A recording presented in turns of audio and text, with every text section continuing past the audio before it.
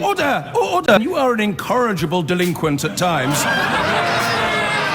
Behave yourself, man!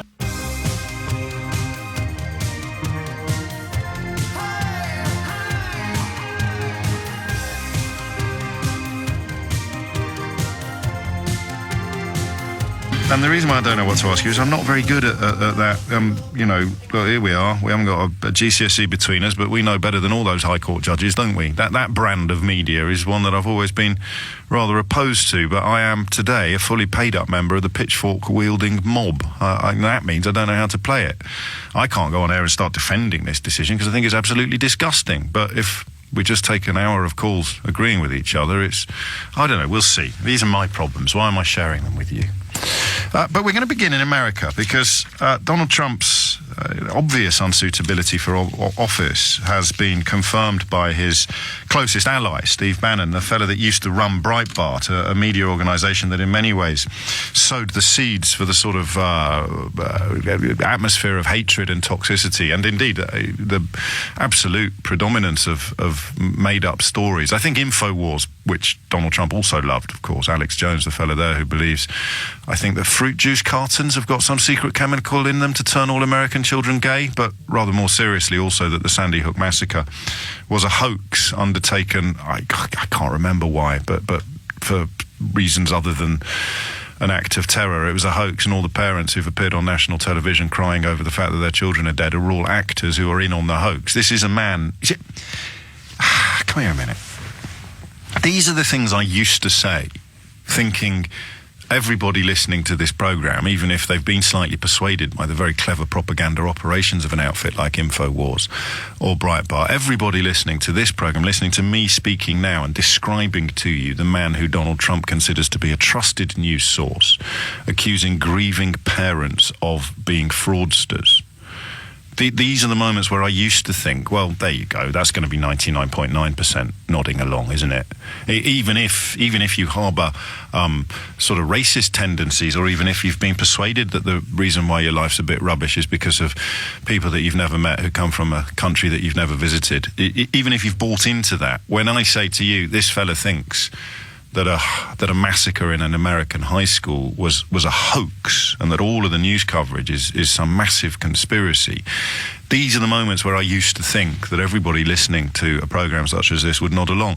And one of the problems we have in the British media now, and LBC I think suffers from this possibly more than any other media outlet in the country, partly because of some of the hirings we've made, partly because of the freedoms that we have to speak, is that it's impossible to know how many people are nodding along and how many people aren't. Because if you look at social media, you've got all these weird accounts, all these weird, probably false people or kind of sponsored accounts being paid in rubles, or, of course, you're full-on white supremacists.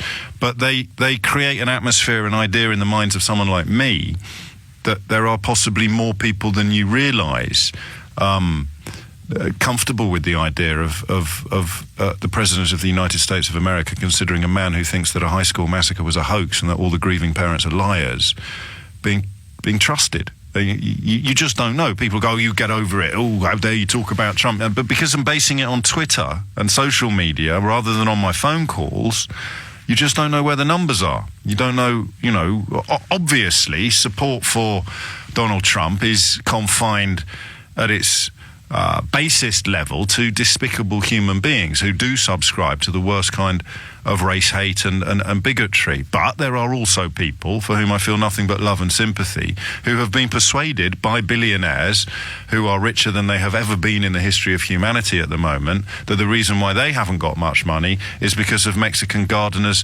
or foreign windscreen wipers, windscreen washers. I get that. I think that if I was, dare I say, less educated, less intelligent, and less successful, and I was desperately looking around for a reason why, and I'd spent most of my life voting for right-wing people, I'd spent most of my life voting for right-wing stuff, your working-class Tory, if you will, I think I'd be very susceptible to the idea that the reason why I can't afford to go on holiday this year is because of Pavel, the window cleaner over there, or because of Eric, the plasterer, not because of the bloke that owns the Daily Mail or the Daily Telegraph or the Daily Express, all of which daily tell us that our ills are all caused by Pavel the Plasterer and Eric the Window Cleaner. So that's my grasp of it from this side of the Atlantic. I don't think America is the same. I think the history of slavery, I think the acceptability in many corners of that country of white supremacism. I think that what we called political correctness kept a lid on some of the ugliest impulses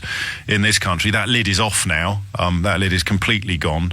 You will be unsurprised to learn that this is the third day in which we're seeking a comment from the Department of Education on why the public statements of their new university's advisor, Toby Young, covering everything from discrimination against disabled people, abuse of children with special educational needs, anal rape of an American television presenter and author, astonishingly misogynistic comments about the breasts of various women. All of these things, we're still waiting for a comment from the Department of Education on why they haven't in any way impacted upon his suitability for this role. But if you go back 5 years, that dreadful thing, political correctness, would have meant that somebody like that wouldn't have seen the light of day. If they made the appointment not knowing about his back catalogue, then the minute the back catalogue came to light, he'd have been chucked out of the door faster than you could say Jared Harris. What's his name? Jared O'Mara. And that's changed. Political correctness is now in retreat. You are allowed to be publicly vile and dishonest without really feeling the full force of moral fury. And yet, Donald Trump, people still like him. And even when his right-hand man, the architect of his electoral success, the nationalist's nationalist, comes out and describes him in terms that, frankly, tally with what people like me have been saying since the election campaign started, I don't think the needle will budge. And on an academic level, I find that absolutely fascinating. Look at some of the stuff that's coming out now. Locking himself in his room, only eating McDonald's because he's terrified of being poisoned. The narcissism that explains his bizarre haircut, the relationship with his wife, the absolute inability to distinguish between truth and lie, the enduring suspicion that we all have. Well, not suspicion, the question of whether or not he's some sort of diabolical genius or whether he's a bull in a china shop who's managed to create an environment in which smashing up China is a real valuable attribute. You've seen, of course, some details of this book by the veteran and esteemed journalist Michael Wolff. You've seen some of the detail that Donald Trump has tried and failed to employ lawyers to silence. And yet I suspect that, like me, you don't think anything will come of it. You don't think it will... I keep saying move the needle because I really like that phrase. I know it's a little bit glib and possibly a little bit kind of David Brentian, but I really like the phrase move the needle. You presume that gravity exists in the world of politics. I mean, to a much lesser extent, Brexit proves that really it doesn't. It doesn't matter how much evidence you can pile up on one side. People will just change their story and claim that they were arguing the opposite all along. You can see it, just a very loose example. Anybody who said in the run-up to the referendum result that we could be like Switzerland or Norway is now lying to you. Because, of course, by saying that we could be like Switzerland or Norway, they were saying that we could stay in the single market and or the customs union. And now anyone who says to you that we always knew we were going to stay in the single market and the customs union, if they said before the referendum that we could be like Switzerland or Norway, then they are, just proven liars. It's not even an opinion. It's not a matter of interpretation. It's a matter of provable fact. Naive little snowflakes like me used to think that if you were presented with a provable fact, you couldn't argue with it. But that brings us back to the fact that the man living in the White House now believes that a trusted news source involves describing an American high school massacre as a hoax. Provable facts. You remember what Kellyanne Conway, who also comes out of this book as being well aware of Donald Trump is like, while getting paid for standing up in public and pretending that he wasn't like that. Kellyanne Conway coined the phrase alternative facts.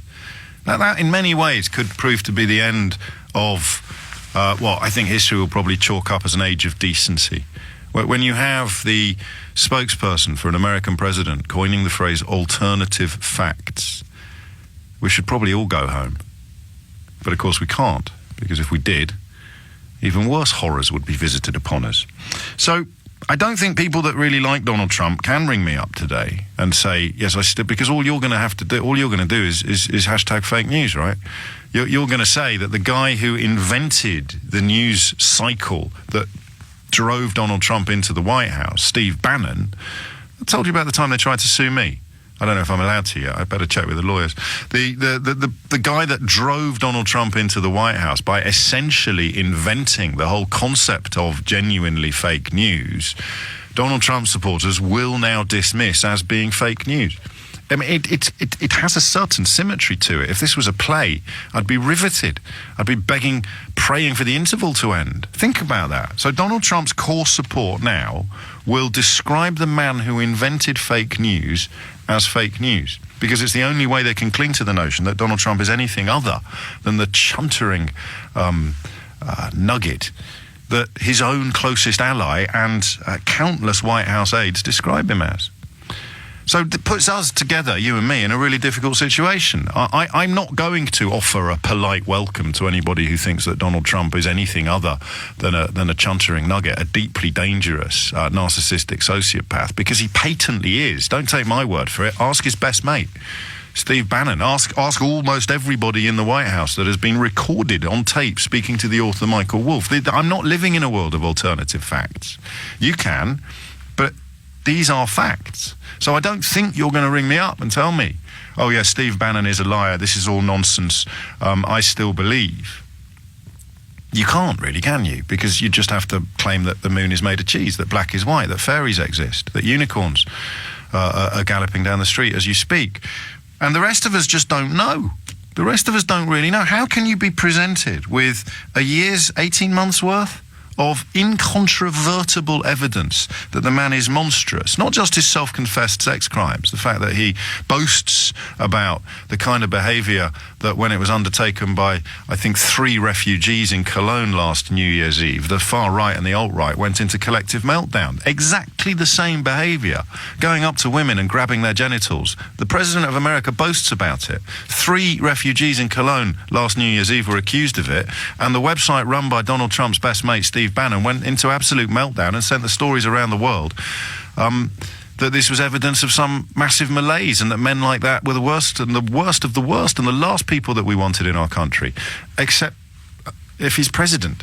Identical behaviour, identical crimes, confessed to by Donald Trump. That's another moment where you would think 99.9% of people listening will just go, oh yeah, God, yeah. Well, Donald Trump's boasted about doing exactly what refugees in Cologne did 2 or 3 New Year's Eves ago. Why am I obsessing about the people in Cologne and cheering for the president who's boasted about behaving in exactly the same way?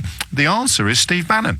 Breitbart, which people like me completely missed because we just didn't think, we've got a level with you, didn't realise how much stupidity and hatred there was in the world, possibly because of political correctness. So Steve Bannon creates a world in which 3 refugees committing sexual assault in Cologne 2 New Year's Eves ago is internationally significant, but Donald Trump boasting about it is locker room talk. That's where we are. And now even Steve Bannon has folded. Even Steve Bannon has given up on the pretense that this is anything other than a deeply, deeply sick man undertaking deeply, deeply dangerous policies. But it won't shift the needle. It's 18 minutes after 10. I'm in one of those moods where I could actually talk right through to 11 o'clock today on this. But if I did, I'm not sure I'd get any closer to understanding. It may well be that history will just chalk it all up as a huge belch of post-Obama white supremacism. It is a deep, deep resentment that a black man ended up in the White House, and that is why, whether they realise it or not, huge numbers of people voted for a man who has literally nothing to recommend him. He won't even publish his own tax returns while claiming to be a successful businessman. There is no limit to the fraudulence and the deceit that this man has undertaken, and yet he is President of America, and you know, just under half of the electorate voted for him. I think just 3 million votes shy of Hillary Clinton, wasn't he? That's a huge number of votes. So if you can, the phone lines are completely free, completely empty at the moment, everyone's probably asleep. tell me why the needle won't move. You can do it from the position of still thinking that he's the Messiah, if you must, if you want, but I'm not going to lie to you. I hold you in the deepest of contempt because of the what you represent. You represent the most disgusting elements of humanity. If you can look at this man and still think he's got answers to any complicated questions or represents anything other than the triumph of sociopathic narcissism over real facts. And you tell me why the needle's got no movement. Well, how are you explaining Steve Bannon? 0345 6060 973. But if you're possessed of a functioning intellect, a conscience and or a moral compass, then you won't be able to do that. So we'll do the opposite. We'll try and work out why. How can, even when his own consigliere describes him in terms that some of his harshest critics would probably have been a little bit shy of using for reasons of decency. Even when his own consigliere wades in like this, what is it about the so-called base that won't budge a bit? What do they get from him that somehow insulates him from reality, honesty, decency and truth? 0345 6060 973. Don't hit the numbers now if you don't want to, because I am quite happy to carry on talking uninterrupted until 11 o'clock, except, of course, by the usual breaks and news bulletins. Well, just a handful of excerpts from Fire and Fury enraged the US president so much that he threatened legal action. But now Michael Wolff's entire book is out, published 4 days early, and it's just as damning of Trump's White House as the administration must have feared. The author claims Trump's entire staff think he is like a child. And this morning, he described the president as the person who has less credibility than perhaps anyone who's ever walked on Earth. Porrick O'Brien joins us live from Washington. Porrick.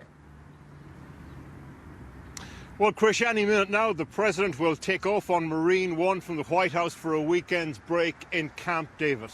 And what a week it has been. Remember, just the day before yesterday, we were standing here talking about Trump comparing the size of his nuclear button to Kim Jong-un's.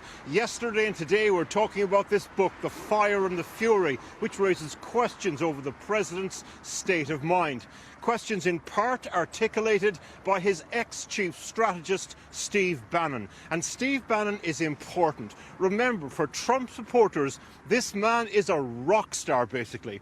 So one of the interesting questions to ask is, in this messy divorce between Trump and Bannon, who will get custody over that support base? And as polling comes out over the coming weeks and months, we'll get a clearer idea of that. But let's take a step back for a moment. The temptation is to get sort of lost in the drama of this, in the parlour game-esque nature of it all. But remember, this is the 45th presidency of the United States of America. This is the administration that bolsters the leader of the free world. Thus concludes my thought for the day. In the meantime, here's our latest trip to the circus. Are you standing comfortably in the queue for Fire and Fury? Then, despite Trump trying to stop its release, Michael Wolff, its author, will begin. This man does not read, does not listen. On Trump's state of mind. I will quote Steve Bannon, he's lost it. On his ability to concentrate. They all say he is like a child. On Trump questioning his credibility. My credibility is being questioned by a man who has less credibility than perhaps anyone who has ever walked on Earth at this point. The president has described the book as phony. The author is standing by it. Few dispute that the narrative has gone nuclear. August last year, Charlottesville. A would-be Nazi has driven into a group of counter-protesters. A young woman is dead. The president condemned it, but then this. I think there's blame on both sides, and I have no doubt about it, and you don't have any doubt about it either. But, according to Wolff, during this time, his thinking about the Ku Klux Klan was far from unequivocal. Privately, he kept trying to rationalize why someone would be a member of the KKK. That is, they might not actually believe what the KKK believed, and the KKK probably does not believe what it used to believe. And anyway, who really knows what the KKK believes now?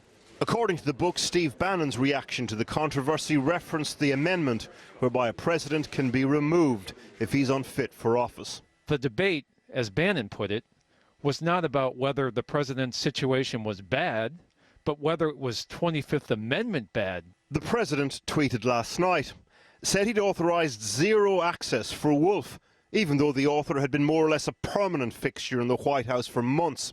Trump goes on to say the book is phony, full of lies and misrepresentations, and coins a new nickname for Steve Bannon, Sloppy Steve. Did Steve Bannon betray you, Mr. The President? overarching theme of the book, though, is President Trump's state of mind. It's prompted these sorts of questions about the president's physical fitness tests next week. Next week, when he goes to his physical, are there mental acuity tests that go along with that? What's the president's reaction to the growing number of suggestions that he's mentally unfit to serve as president? And these sorts of answers. That it's disgraceful and laughable. If he was unfit, he probably wouldn't be sitting there. Despite the furore, a quick glance across the nation's front pages suggests the story is moving elsewhere. The White House wants elsewhere to be record rates of employment and immigration reform. The New York Times has another story that may end up being part of the defining one for the new year. The New York Times is reporting today that Trump instructed the White House's top lawyer to try to stop Jeff Sessions, the Attorney General, from recusing himself from the investigation into whether Trump associates tried to help the Russians disrupt the 2016 election. Now, if that reporting is accurate, what that means is Trump wanted his own man, Sessions, at the heart of that investigation in order to protect him. Which begs the question, to protect him from what? Now, that information will not go down well in the building behind me, because this is where Robert Mueller works. The special prosecutor will examine whether this and other things constitutes an obstruction of justice or not. The week started with comparing nuclear button size, ended with questions about the president's state of mind. Welcome to week one in Trump's America 2018. Well, we're joined now from Boca Raton in Florida by Christopher Ruddy, head of the conservative Newsmax media and a friend of Donald Trump. I mean, just tell us, how much of a friend of Donald Trump are you? I mean, how often do you talk to him? Well, we talk often, I think. I saw him over the Christmas holidays down here in Florida, probably every other day over a 10-day period. We had numerous conversations and interactions. So we see each other and talk fairly regularly. And have you ever wondered whether he is all there? Absolutely not. I think he is fit for office, and I think he's done an amazing job with a tremendous amount of challenges this year. People should remember that this is the first man who's the first non-politician, non-general in the history of the country to become president. He was a business guy. He had very few political advisors that he knew of. When he went to Washington, he put people that were close to him or familiar and have worked on the campaign. Normally, presidents don't do that. They bring in like Steve Bannon? people that are political. Like Steve Bannon, perfect example. So, I mean, that was a massive error of judgment, wasn't it? Well, I think that when you're the president and you're elected and you're a citizen politician, you don't have the political depth, so you start pulling people that you know that you're around with. He only had 2 months dealing with Steve. Steve only worked for his campaign for 2 months. Steve was not even a famous person in America until he started working for Donald Trump. You know, Steve keeps saying the president's mentally unfit. The truth is, when Steve was fired from the White House, he called the New York Times and told them that the Trump presidency was over. Why was it over? Because Steve Bannon, an aide to the president, had left the White House. Totally delusional.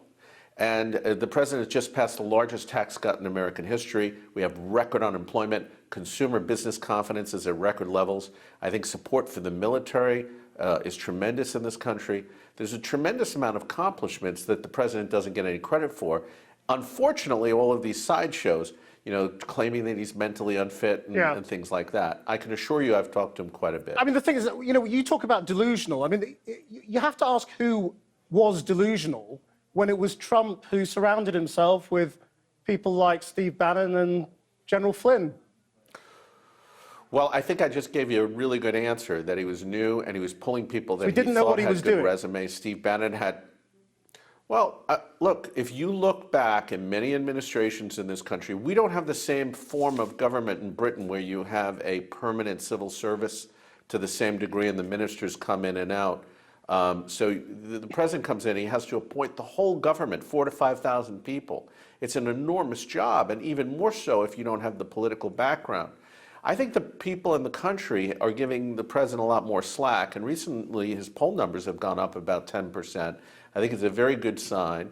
But look, you know, this president, I'm not saying I agree with everything he says and does. I think the tweets are overdone. I think he should have a review process. I think attacking his critics the way he does, he should pull back. It's great for Michael Wolff, isn't it? But I don't think that means he's crazy. I mean, he's selling Well, books Wolff like says, nobody's business. Yeah, well, that's another mistake, but Michael's cashing in big time. You know, he's a wolf in wolf's clothing. He's a very tough journalist that goes after conservatives. He says 100% of the people he talked to at the White House think the president's unfit. I mean, this is just absurd on its face. And you have people like General Mattis, General Kelly, General McMaster. Nobody's saying anything like this. No member of the cabinet is saying anything like this. So when you see this, you have to wonder, well, what's the political agenda behind it? And there is. They don't like the election result. But what if Bannon is right about the meeting between Trump Jr. and the Russians? That's the really serious question here, isn't it? You know, what if he's right that it was treasonous? He claimed that the meeting, he claimed it was treasonous. He also claimed the Trump family were money launderers.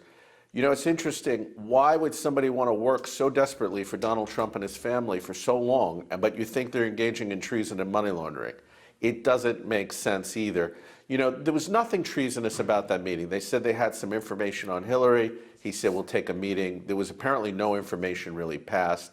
I think most political campaigns would have taken the meeting, maybe not under those same circumstances. Bannon himself says he would have taken the meeting but had a lawyer do it for him, and then he would have published all of their dirt and information on Breitbart. I mean, you know, what a hypocrite. So when you peel the onion on all of these things, you realize there's another side to the story. And I hope the people in Britain, I know there's not a lot of love for Donald Trump over there. I can tell you he has a very high regard for the British people. His mother comes from Scotland.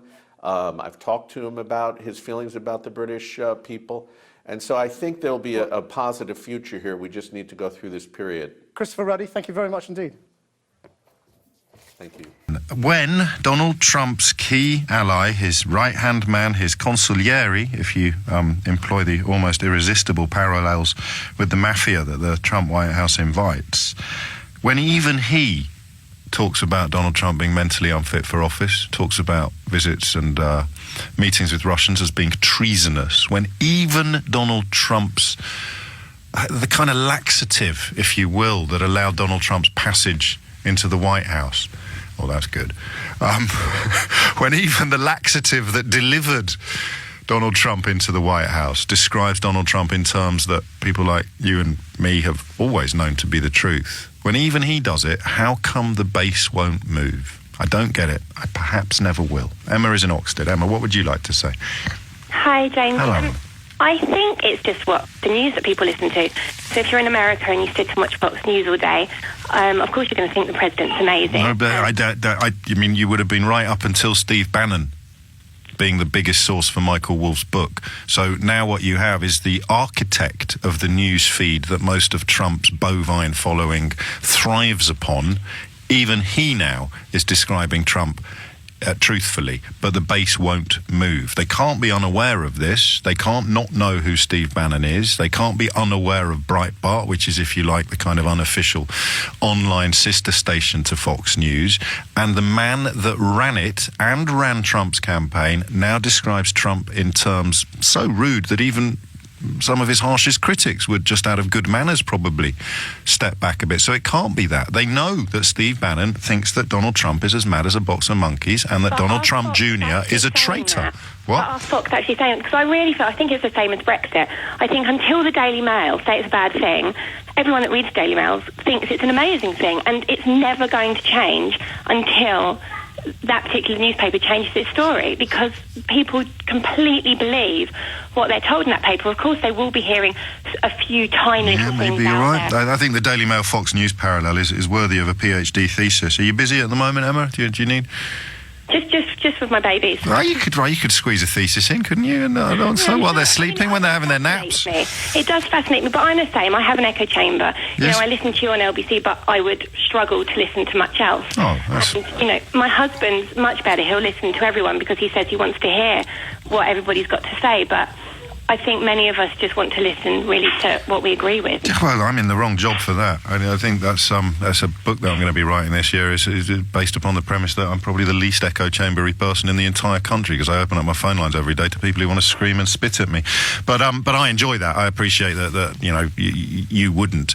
It's a simplistic answer to the question, and if you look at what Fox News has done in regard to Michael Wolff's book, you've probably got something on your side. It's not just... It's not just sticking your fingers in your ears and closing your eyes. It's being able to stick your fingers in your ears and close your eyes while simultaneously convincing yourself that you haven't stuck your fingers in your ears and closed your eyes. Yeah, but because they've got some powerful people telling them that they're right. I mean, I think it was the same with the Iraq War. When we went to war with Iraq, I was like, what is going on? I couldn't believe it. But so many people I knew thought that it was the right thing to do because they were being told to. But no, I'm not going to let that pass, because that's before the event as opposed to after the event. So the evidence that you needed to be 100% sure that the Iraq War was a mistake didn't exist when they... I do think it was the papers. The moment the papers changed their tune on that, so did the... I'll give you that. Majority of the population. We follow...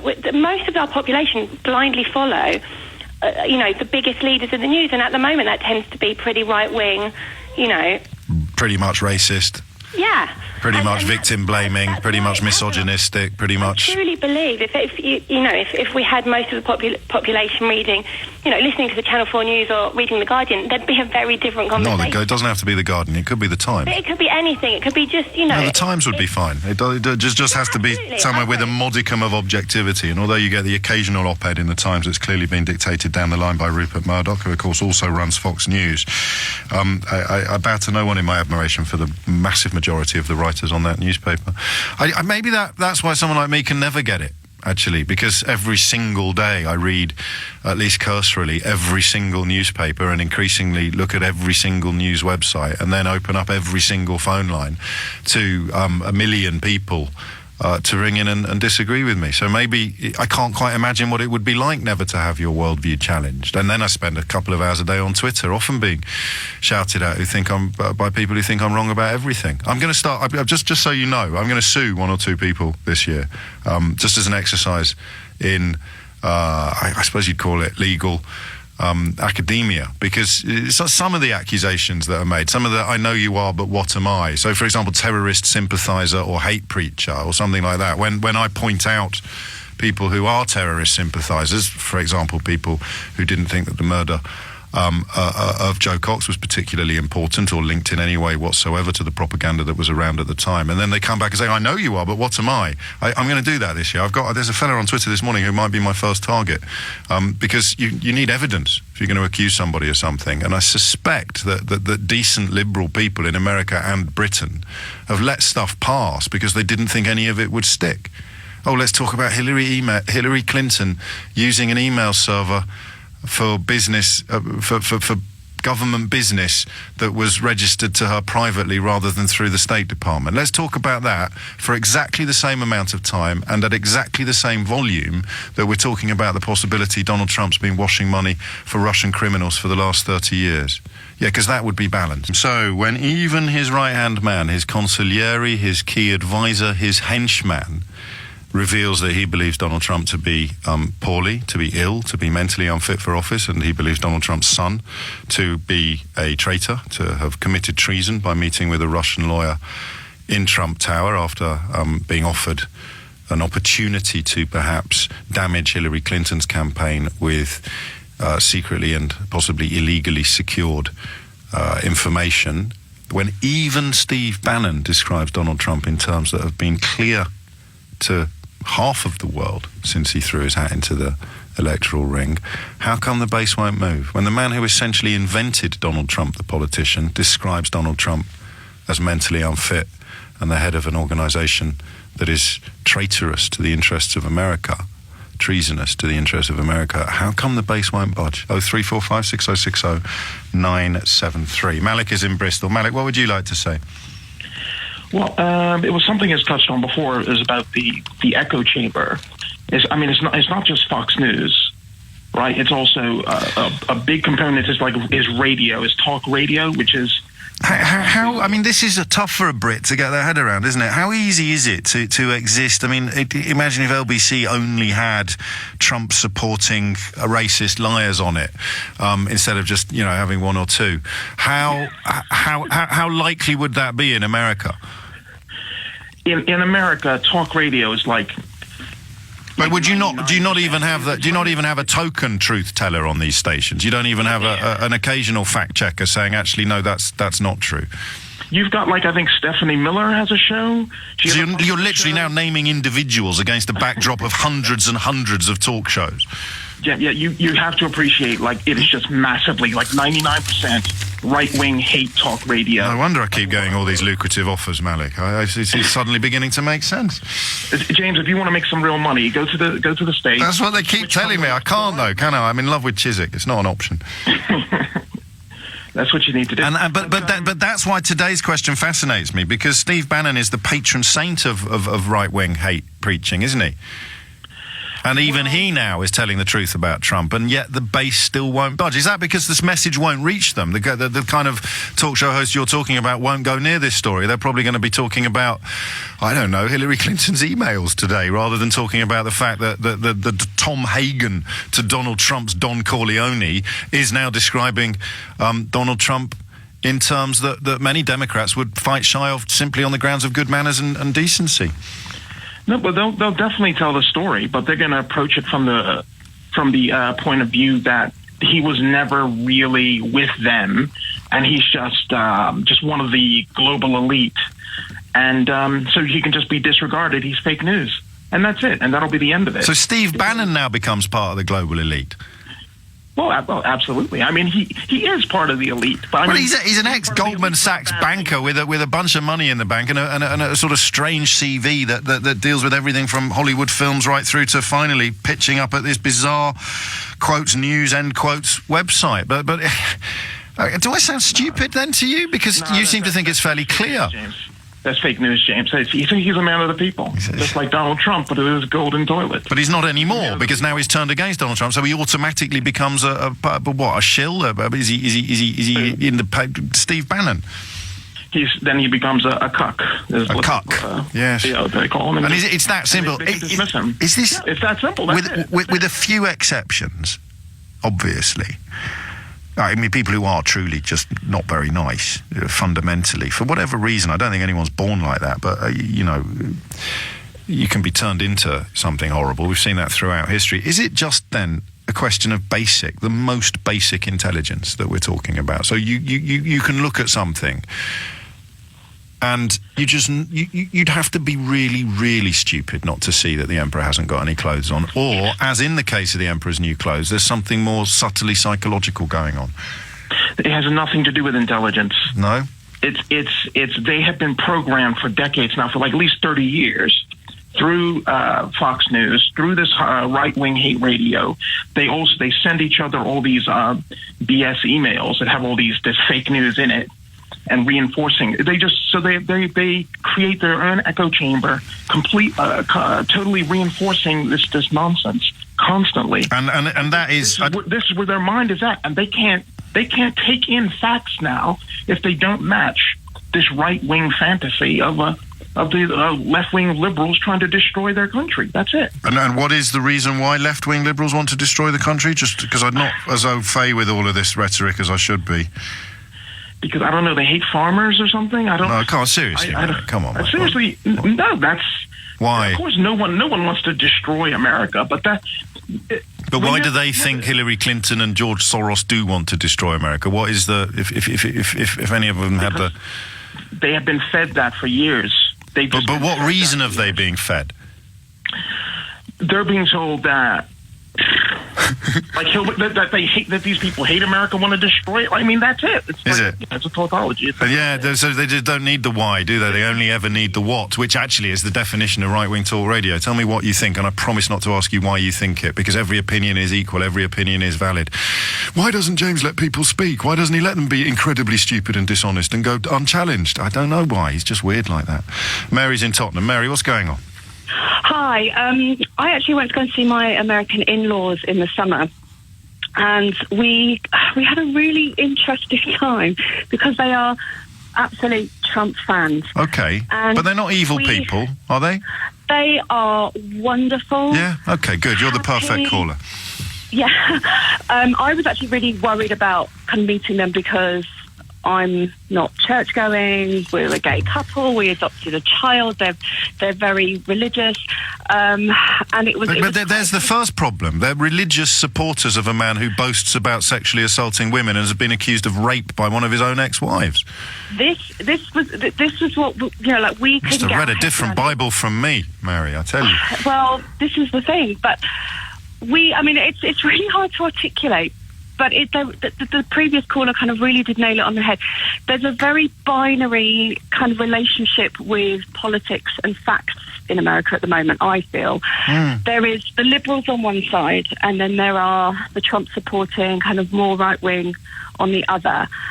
And there is no middle ground whatsoever where people can actually sit down and discuss. It does feel that there's a lot of screaming on both sides and not an awful lot of listening. Well, no, because I think you've fallen into the trap that's set by the right-wing media there. When again, that notion of false equivalence, the idea that the president can describe a news site and a presenter on it as being a reliable source when he contends regularly that fruit juice cartons have got a secret chemical in them to turn children gay, and that the Sandy Hook massacre was a hoax, and all the parents that appeared on television in tears are actors being paid to perpetrate a fraud. That's not balance. That's not saying that there's two sides shouting at each other and neither side is listening. That's one side telling barefaced, demonstrable, provable lies, and the other side saying those are barefaced, demonstrable, provable lies, and then people in the middle like you perhaps saying, oh, maybe you should listen to each other more, because if you do that, the only thing that happens is that the lies get more traction. I don't know, because I think my family, my in-laws rather, I should say, they're good coal mine. They all work in the coal mines in New Mexico. Yeah. Still. They all, they're electricians, so they deal with the kind of the safety side and the electrical systems. They're not actual kind of miners. So they felt they'd been left. They felt that they were ignored. They felt that the previous politicians and presidents had never spoken to them or about them. Exactly. So all Donald Trump had to do was pretend that he cared. Exactly, and he was going to secure their jobs. Hillary hated coal. She gave that disastrous speech where she didn't kind of explain herself particularly well. She came across as very schoolmarmish. Yes. She wasn't for them. She was part of the elite.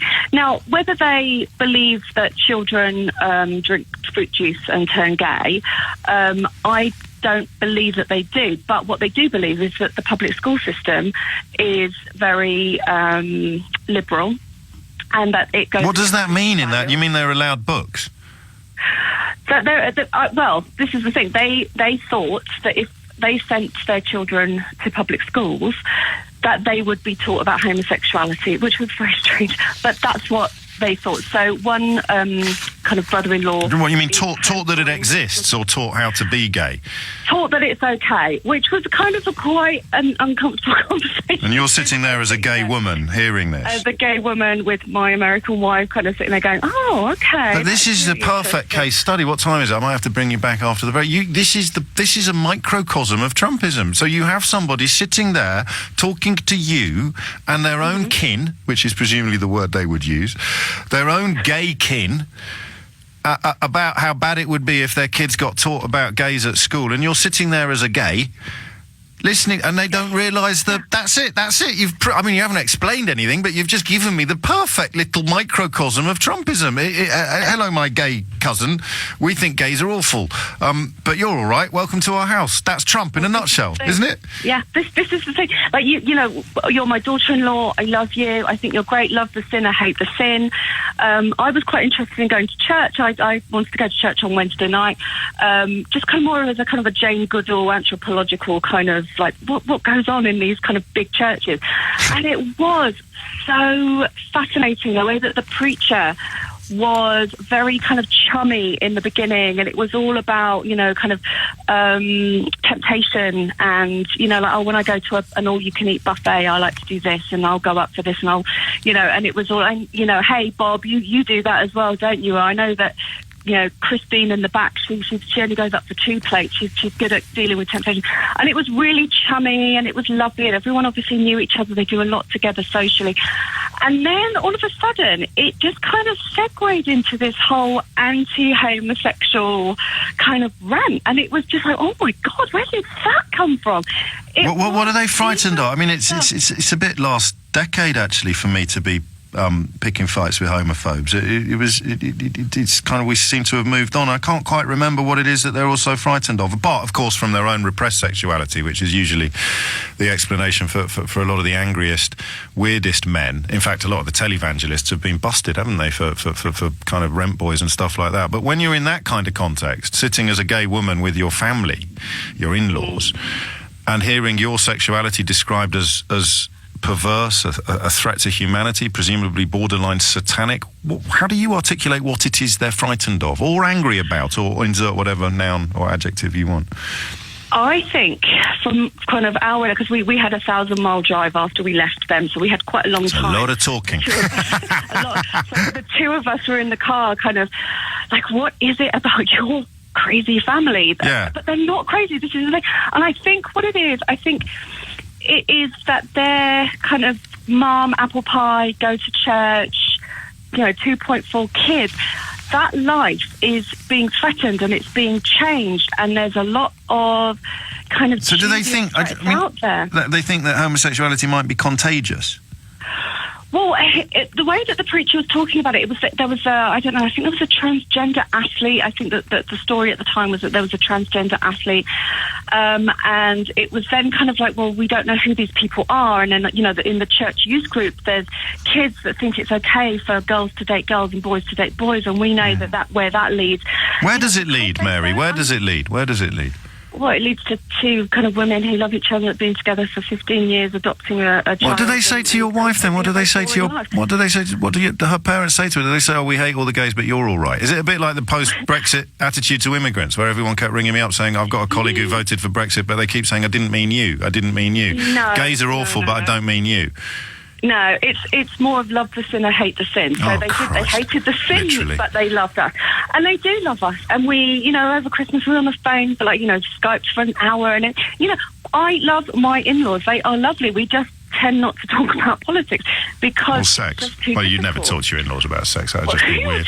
Mary, I'm late for the break. I shall leave you to ponder that thought for your next 1,000-mile drive. Would their views change if we talked to them about our sex lives, darling? You're dumped. It's 10:48. Where's it all gone? We might carry on with this after the news. Just working out with... I'm really enjoying this, and it's really gratifying to see how many of you are as well. Thanks for letting me know. Just a simple question, because, you know, look, here is a I mean, liberals become a byword for informed, hasn't it now, or decent in much coverage of politics on both sides of the Atlantic, so we'd probably use a different word just for the sake of argument.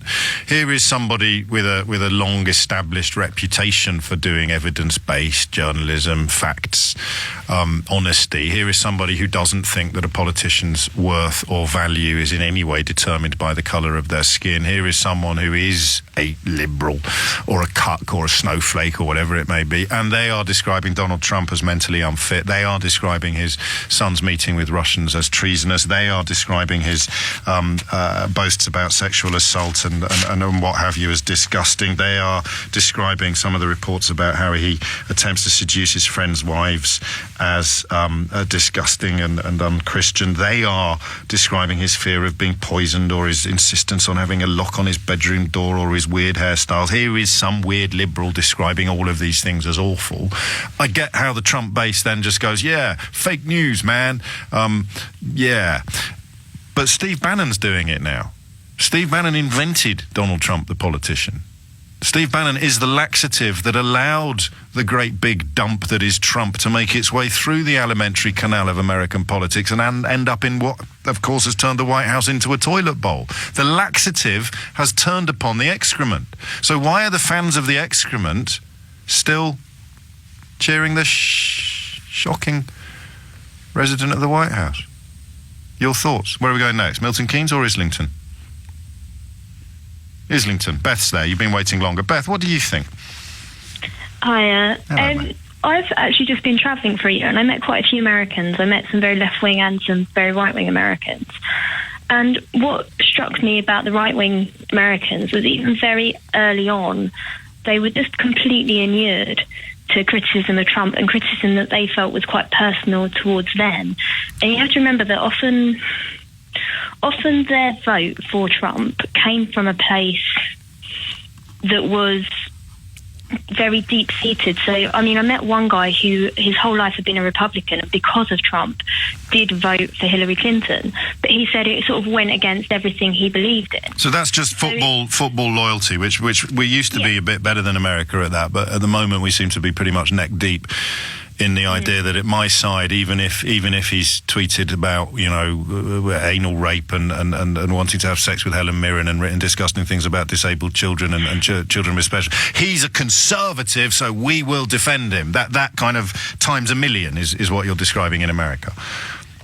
Yeah, well, certainly amongst the people who I met, but more just the kind of, I mean, I met one guy who I quite early on, before I realised that he kind of had voted for Trump, I was rereading 1984, and I said, oh, it's quite interesting to read this about this kind of autocratic society now, as opposed to last time I read it when Obama was just being elected. And he kind of chuckled and just didn't say anything after that. And then later he was talking about how a girl had basically tore into him about his decision to vote Trump, and this was an American woman. Yes. And it kind of made me realise, gosh, I want to jump down your throat. I want to ask you lots of questions about how you defend that, how you justify it, what convinced you. But I realised that... They can't really tell you, can they? They can't really tell you. That, they couldn't tell me at all. I mean, I spoke to his friend as well, who'd also voted for Trump, and she said, oh, you know, I feel as though if some of his policies were implemented by someone else who wasn't as despicable, we wouldn't be criticising them as much, and you have to look at the policies, which... So that's he's despicable, but... At the time it was... Pardon? He's despicable, but argument he's from that. He's despicable, but, yeah. And it's like, you know, it's not my fault that he's this awful man, and it's just that kind of...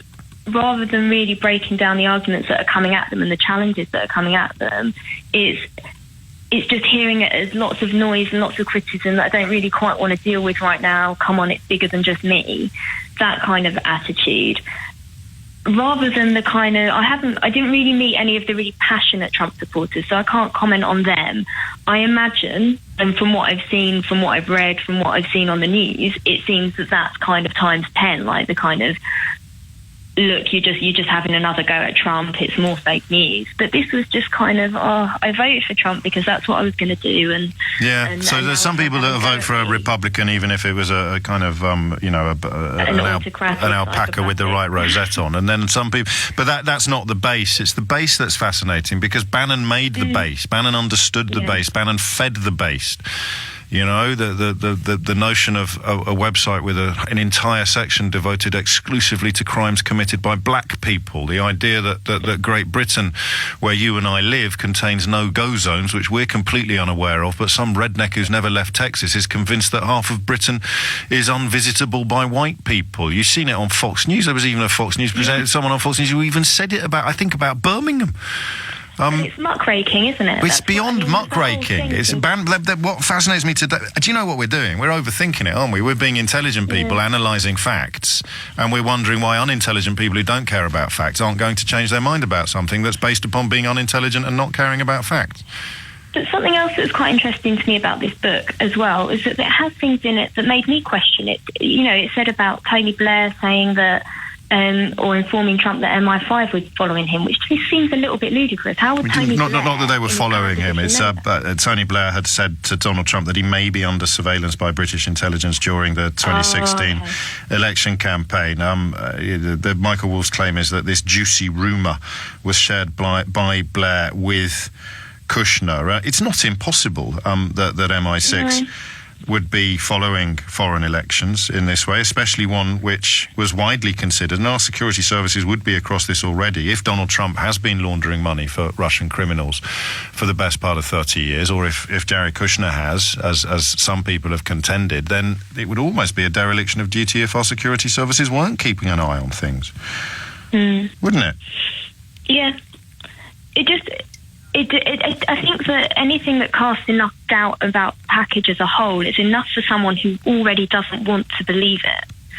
Oh, I see what you mean. So they could use Blair, because Blair, of course, has denied it furiously. A complete fabrication, never had such conversation. So maybe what the base will do is somehow... Because you can use anything, in the same way that 3 refugees committing crimes in Cologne 2 years ago that Donald Trump has boasted about committing pretty much for his entire life.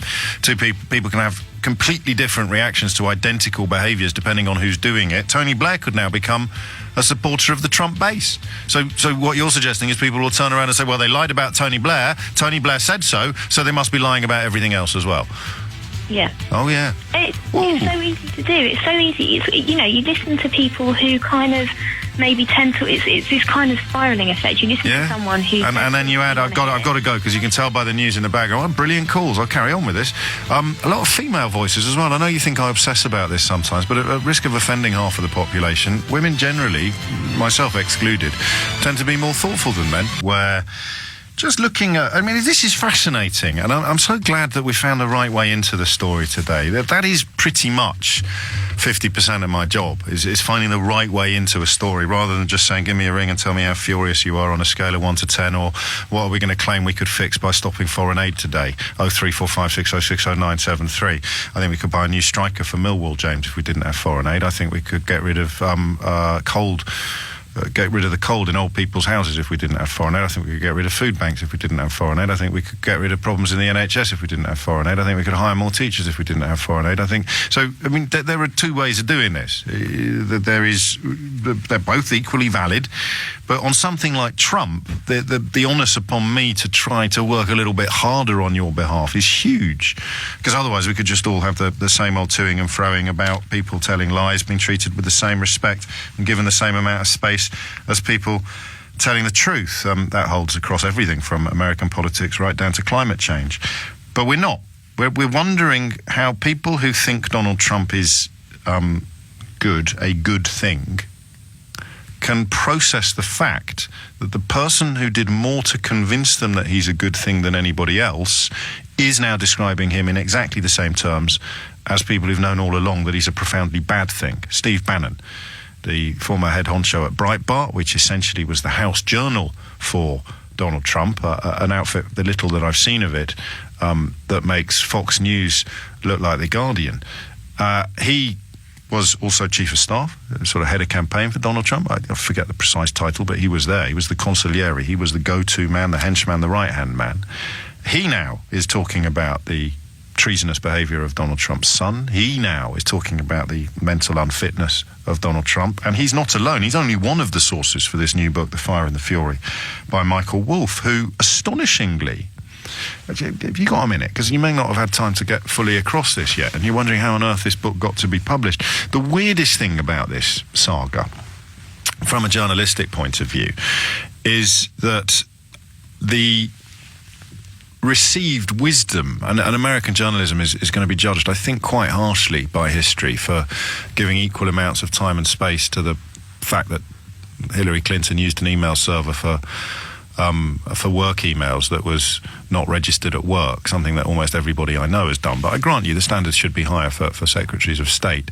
But the American media spent almost as much time talking about that as it did about Donald Trump being accused of rape by one of his ex-wives, being accused of sexual assault by countless women, sexual assaults that he has admitted to committing against other women. He's boasted about it in that secret tape, refusing to publish his tax returns while claiming to be a successful businessman. I mean, the list is actually endless of all the things that should have rendered Donald Trump unfit for office. And I think the reason why the American media dropped the ball so spectacularly is that they presumed it was obvious that all of these things made him unfit for office. It just presumed. It's a profound misunderstanding of humanity in many ways. Because if Donald Trump wasn't capable of winning elections, then neither would people like Idi Amin or Adolf Hitler been able to achieve power in their countries. History teaches us that crazy despots can get to the top. And that's the media explanation. But what Michael Wolff has done is also drive a coach and horses through the sense that he shouldn't have been normalised. Because I've often wondered, particularly when Sean Spicer and Kellyanne Conway used to stand up in front of the press lobby in the White House and just spout undiluted nonsense, alternative facts being the apotheosis of that process. I sat there thinking, surely all these journalists should stand up and walk out. Do you remember when it started and there was a semblance of normality to some of the thing? The first thing he came out with was that his inauguration had record-breaking numbers.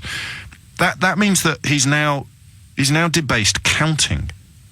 How often have I said to you on the radio, no, this isn't an opinion, this is just counting. If you're looking at the impact of immigration upon wages in this country, you go to the Bank of England analysis and you count. If you're looking at spending on the NHS, you count.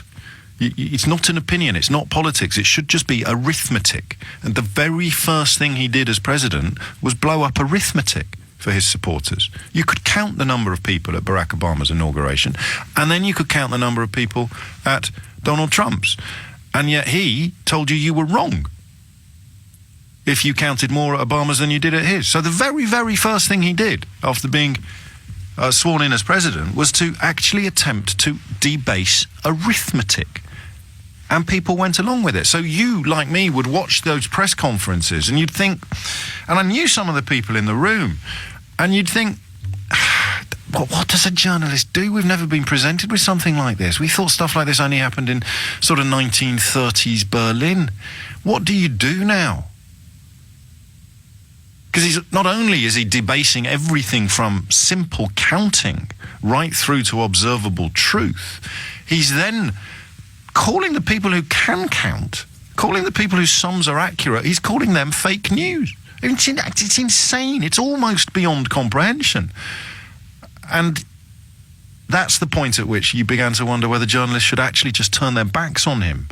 I decided this week to stop retweeting him, and look what's happened. Largely because I thought we were talking about the wrong things with Donald Trump. It's the Russian money laundering that you need to keep your eye on. Trust me on that.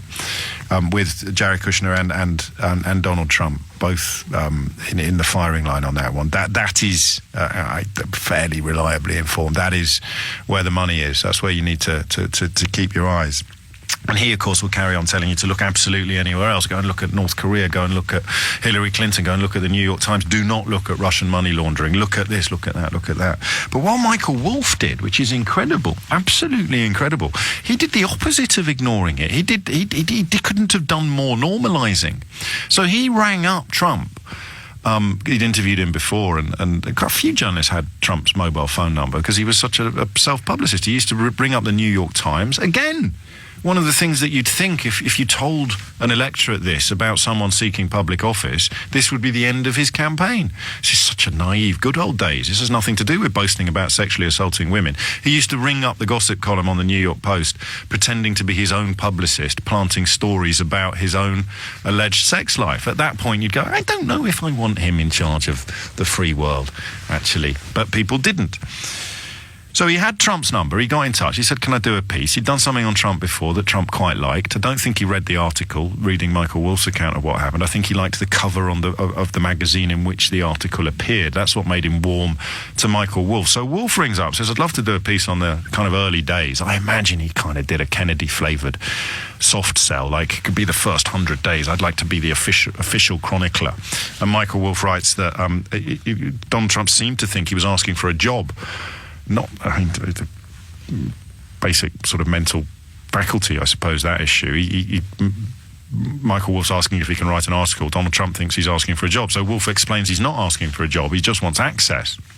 Donald Trump says, yeah, come along. And because nobody in the chain of command had any idea about what was going on when they first arrived in the White House, you had very few kind of long-time staffers with proper experience and knowledge of how things worked. Everybody's looking at everybody else, asking, what do we do now? What happens next? So Michael Wolff just essentially, like a ghost almost, is there every single day. All he does is ring up, because it's come down from Donald Trump that this guy's allowed into the White House. And nobody in the chain of command really goes back to Donald Trump and says, are you sure he should be here every day? Or do we know exactly what he's doing? Or because it's such a collection of incompetence, it's such a kakistocracy, this regime, that he can sit there with a tape recorder talking to Trump's key aides about his mental unfitness, about his weird bedroom habits. He can sit there with a tape recorder talking to Steve Bannon about how bonkers Trump really is. And they don't even understand the difference between on the record and off the record, like that Scaramucci fella. You remember him? He's having a conversation on the phone with a journalist on the record, and then is shocked afterwards when the journalist publishes details of the conversation. And these people are just beyond. It's conclusive proof that in the Western world in the 21st century, you can make a lot of money without being possessed of much common sense and or intelligence. So Michael Wolff is sitting there. It's the mother of all scoops, this. It's an astonishing piece of journalism. But it's only been achieved because of the mess that the White House was and is. So what you have now is a journalist who did the opposite of turning his back and refusing to normalise Trump. He's the one that weighed in and said, I will treat you like a president, I will write the official account, I will do this, I will have that. He's the one that's ended up blowing the lid off the whole shebang. It's absolutely brilliant. And yet it's also absolutely terrifying, because we're not talking about this from the perspective of 20 years hence in a university seminar or a history book. We're talking about the possibility of this man, who is, according to his own closest ally, as mad as a box of monkeys, having his finger on the nuclear button. Oh, happy days. So, how come now that the consigliere has coughed, now that the right-hand man has not just confirmed what was pretty clear to everybody with a moral compass and a functioning intellect, but gone further, the base still won't move? It's just so interesting. Or maybe it's not. Maybe, I don't know quite how people who aren't interested would process it. But James, get over yourself. Some of us just hate black people, and Donald Trump made us feel all right again. It could be that simple. Economic anxiety, rubbish. You dig into the numbers, it's not economic anxiety at all. Awful lot of people who voted for Donald Trump were above average middle-class white earners. So what could they possibly see in him? The question is not, why do people like Donald Trump? I think we worked that out a while ago, however uncomfortable some people are with the conclusions. People like Donald Trump if they're vaguely decent because they believed him when he said he would make their lives better. Okay, there's nothing wrong with that necessarily, but if you've been sued for essentially conning people for much of your life, whether it's by flogging dodgy university degrees or going bankrupt over property deals countless times, the idea that this fella's telling you the truth should really have been laughable. But I have nothing but sympathy for people who felt so desperate for an even break that they believed a man with a almost unparalleled history of dishonesty and deceit. And then you got the others who've spent their whole life feeling you're not allowed to say what you think about black people anymore. You're not allowed to say what you think about gays. I got one earlier in from Brian in Pinner who attempted to... I'm not going to be able to find it now, am I? I never can. Oh, no, here you go. Please be serious about this subject. Cheap shots and jokes about this family. It's just obviously not a hatred of gays with these people. It's because, like many things in our world, we are reacting to things being rammed down our throats. Why does that phrase pop up so often? Being told we are racist, anti-gay, stupid, and your cheap shots at this woman's family fuel it, says Brian in Pinner, talking about a caller who was describing her in-laws who were profoundly anti-gay and racist, and therefore quite probably stupid. So people like Brian hate being called homophobic, racist and stupid because they want to be free to be homophobic, racist and stupid without being called homophobic, racist and stupid. And that's a massive part of Trump's support. You still see it here. One or two outliers have started honestly describing themselves as racist. I've seen some of my trolls move from, I'm not racist, I just want the EU to start talking about racial purity. It was always going to happen. It was so obvious to people like me that this was just a sort of fig leaf. But the problem then becomes what happens when the fellow who has created this environment of toxic hatred, very, very cleverly, very, very cynically, for money and power, in the case of Breitbart and Donald Trump, Steve Bannon was the mastermind behind it, he now is telling the truth. And the truth is, obviously, Donald Trump is profoundly unfit for office and quite possibly head of a criminal enterprise. So how did the base process that? I have no idea. What are you getting now?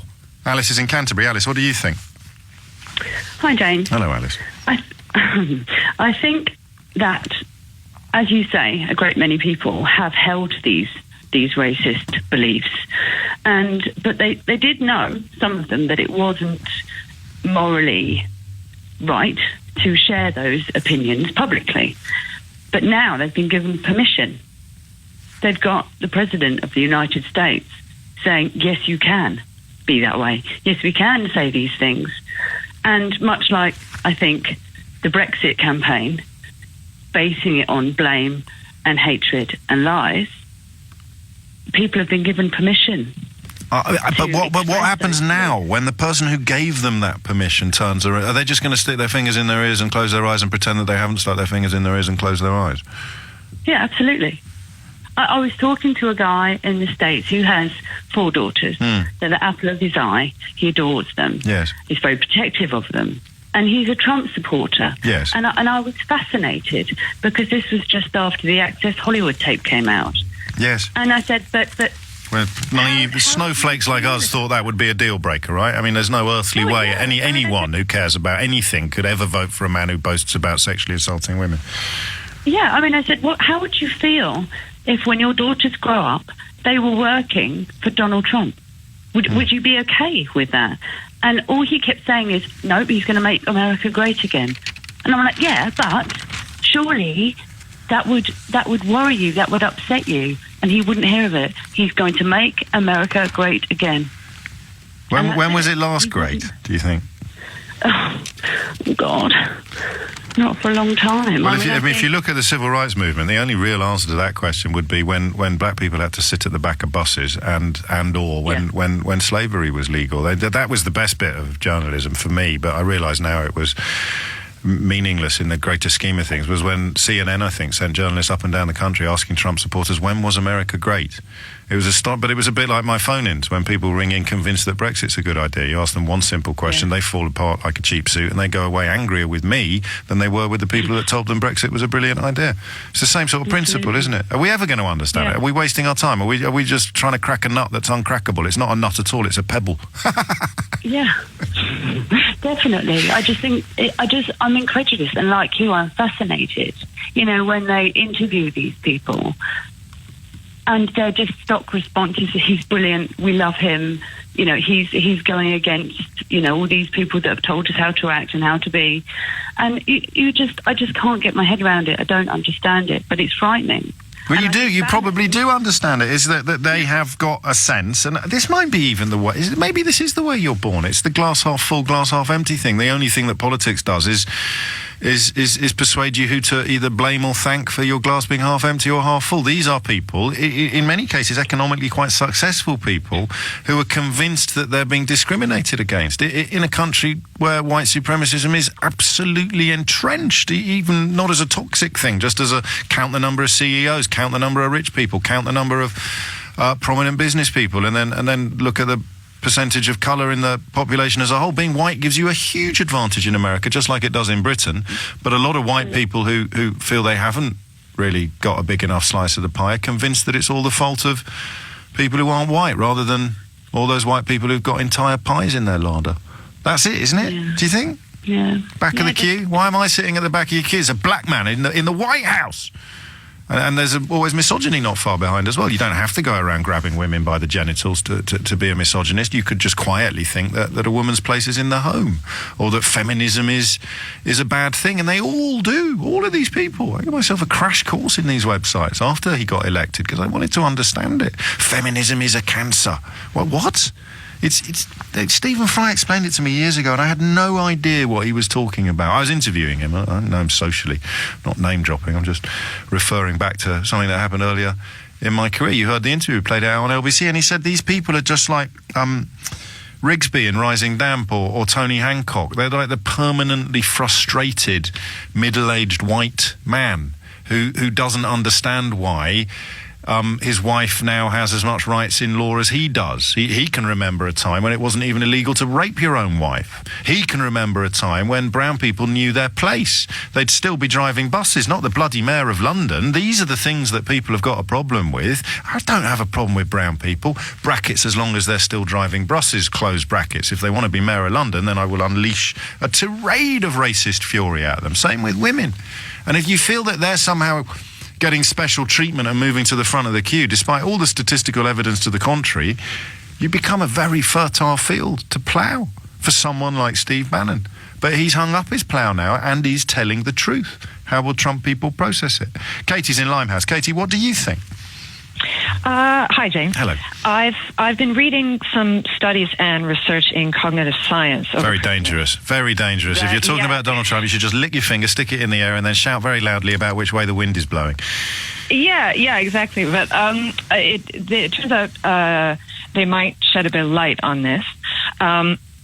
Basically, you might not take this well, but facts cannot change public opinion in an emotional situation. No. Arithmetic can't change emotion.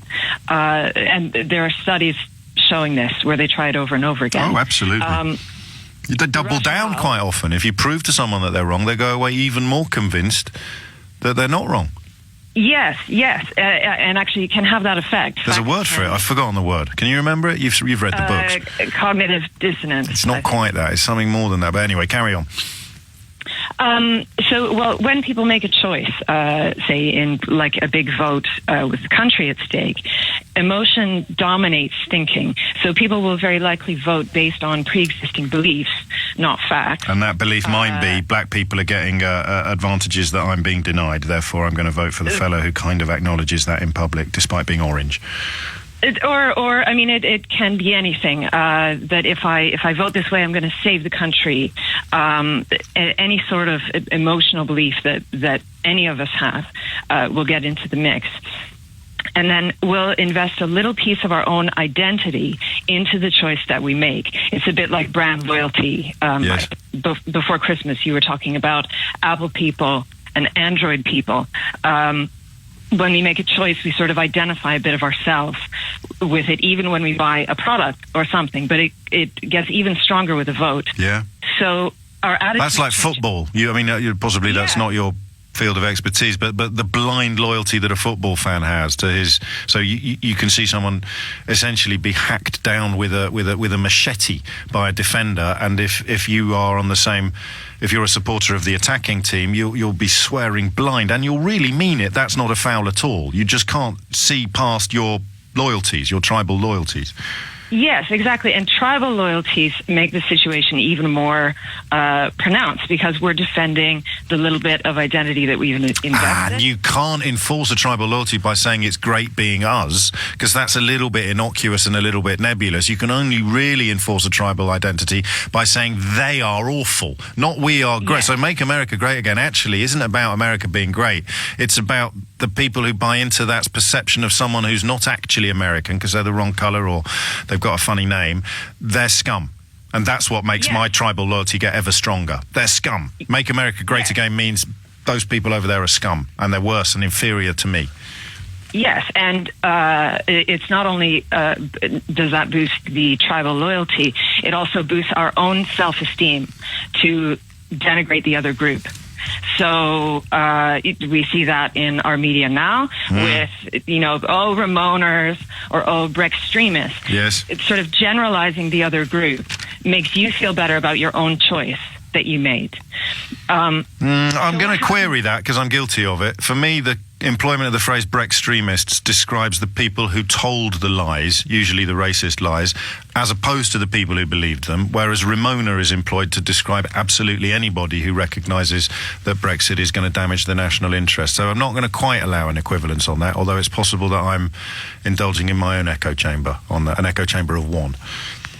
Well, it just would depend on whether every listener listening would be able to used make the that word. distinction. Yes, yeah, you're quite. That's why I say repeatedly, it is not the case that everybody who voted to leave is racist. It is, however, the case that a significant number of prominent Leave campaigners are racist and employed lies to persuade people to vote against their own interests. So they're not Brextremists. But that's just me being a little bit pedantic.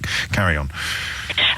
So when something comes along to challenge the action that we took, the thing that we've invested in with a little bit of ourselves, that's what causes this horrible feeling that's called cognitive dissonance.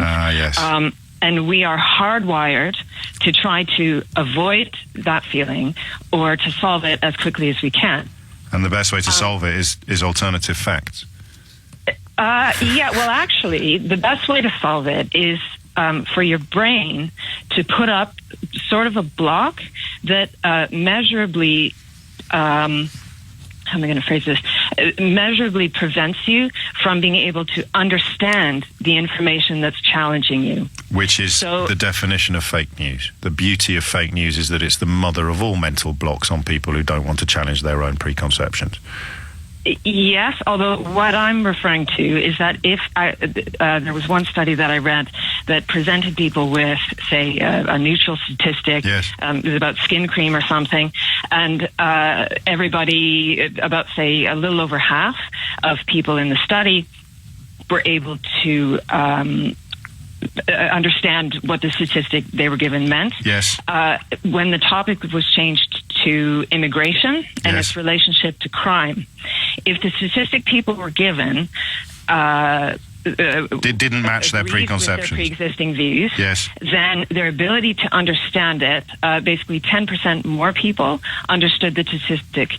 When the statistic was changed and it disagreed with the pre-existing beliefs of the people in the study, their ability to perceive it dropped massively, and something like, I think, 30% of people were able to understand that number. I'm late for the news, but you've given me an idea that a couple of people have mentioned in tweets as well, that my question about Steve Bannon doesn't really work, or it won't get the answers I want, because he's the messenger, and what you've reminded us is that the messenger's not important. It's all about the message, and if the message is you're free to believe whatever you want, which is what Donald Trump has essentially told people, it becomes less baffling as to why this probably won't touch him. The idea that his key henchman, his right-hand man, also now publicly admits that he's as mad as a box of monkeys and functionally utterly ill-equipped for pretty much any office, let alone the highest office in the world. It's 11:38. What are we going to do? We're going to take this up till 12 and then crack on with something else. What do you want to do after 12? The homelessness story or the John Warboy story? I don't know what to say about the John Warboy story. I'm a great believer in both human rights and the rule of law, but even I have days when I'd happily throw away the key, so to speak, or employ the laziest of tabloid language. I don't understand how you can be... Well, I do understand, actually. Maybe that's the problem. It's the difference between being accused of rapes and convicted of rapes in terms of numbers, in terms of counting, which leaves, many people are suggesting, the former Director of Public Prosecutions, Keir Starmer, with some questions to answer about why they didn't pursue more prosecutions. I don't know. Maybe the homelessness story, this involves a call by the head of Windsor Council, I think, to sort of, I don't know quite, I need to double check, sort of pick up and move all the homeless people when Prince Harry gets married. My wife told me last week, after she had a job in Windsor and came back and said, there are so many homeless people in Windsor, and she couldn't work out why. So I'm interested by that simple question as well. And I've been thinking a lot about homelessness lately. And I've made a realisation. I always try and do these things through the lens of my own experience first. I've always been quite frightened of homeless people. I've always had a sense that they're potentially dangerous, or that they're going to hurt me, or that they're bad people. I'm sorry about that. I'm being honest with you. But what's occurred to me, particularly for some reason during the cold weather that we've been having lately and seeing people sleeping in doorways every morning when I come to work, what struck me is that if you had even addiction is obviously a condition that changes almost everything. But if you had even the thinnest slither of ruthlessness in your character, you probably wouldn't end up homeless, would you? If you had the thinnest slither of selfishness and ruthlessness, it's hard to see how you could end up homeless. So I suspect that the massive majority of homeless people are profoundly vulnerable and very soft people in what would normally be construed as a good way. Just people who are fragile and vulnerable, as opposed to people who I've always thought are sort of sinister and potentially violent. So I don't know whether that will play into the conversation we have after 12, but I've been meaning to share that with you for a few days. It's weird. I saw a fellow yesterday, had a broken ankle. And two weird things. I had a little chat with him and then got back to the office, and he bore a passing resemblance to the homeless fellow who just got convicted in Manchester of stealing from victims of the terror attack while he'd been lionised, and even they raised 50 grand for him on crowdfunding because they thought he'd helped victims, and then the CCTV footage showed that he had helped a bit, but mostly he'd helped himself to mobile phones and purses. And again, you sort of think that scale of addiction it's almost unthinkable. But if he was nasty, like really, really nasty, would he have ended up homeless? I think if you're really, really nasty, you're more likely to end up President of the United States of America than you are homeless. Which leads us neatly back into the topic under discussion. Marco is in Windsor, not to talk about homelessness, but to talk about Donald Trump. Although perhaps you can have a crack at telling me why there are so many homeless people in Windsor, Marco. Well, maybe I will try, James. First of all, great show. Oh, you're very kind. Thank you. Thank you. I'm new to the country, new to the UK, welcome, and new to Windsor. Okay, it's an honor to be here. But I got to tell you, there's a big castle in Windsor, so maybe we can accommodate some of the homeless people in there. What are you, some sort of communist? We don't need your sort in this country. We've got lefties of our own. Thank you very much. Isn't it? Have you any idea why did they build the castle so near to the airport, Marco? Talk to me about Donald Trump. Well, you know what? I think that what we see with Donald Trump is a vote of rebellion. It doesn't matter what you throw at this guy. It doesn't really matter to his base, whether it's sexual assaults, whether it's economic failure by not presenting his tax returns, whether it's his business enterprise failing, whether the number of lawsuits that he has pending. The bankruptcies are on the record, aren't they? The bankruptcies aren't. You can't hide the bankruptcies. You can only hide the tax returns. All of these things, you and me and many people listening would just think, well, that's game over. But it never was it? It was never game over. It never was. And quite frankly, I'm starting to believe that the people that voted for him are actually saying loud and clear, we don't care. We understand that this man is tainted by all of those things. However, we have voted because the two-party system that we have do not meet our needs. They do not represent our base. And quite frankly, there are a lot of Republicans, and let's be clear, Donald Trump is not a Republican. No. He is not. The Republican Party have a problem in their hands. They have a man that represents them who is really not a Republican. That's one. His kids are Democrats. Well, Ivanka and Jared Kushner are supposed to be Democrats, aren't they? It's another one of the examples of how mad everything is. But are you being very generous to these people when you say they've been let down by the two-party system? Because it seems to me that a significant number of them feel that they've been let down by modernity, by decency, by good manners and equality and common sense. And what they really, really, really hate is being told that they're not at the front of the queue anymore. They're not at the back, as Donald Trump has tried to persuade them, and they've swallowed that hook, line and sinker. But really what they've been told is that they're just the same as everybody else. They're the same as women. They're the same as people of colour, and that's what they've really objected to.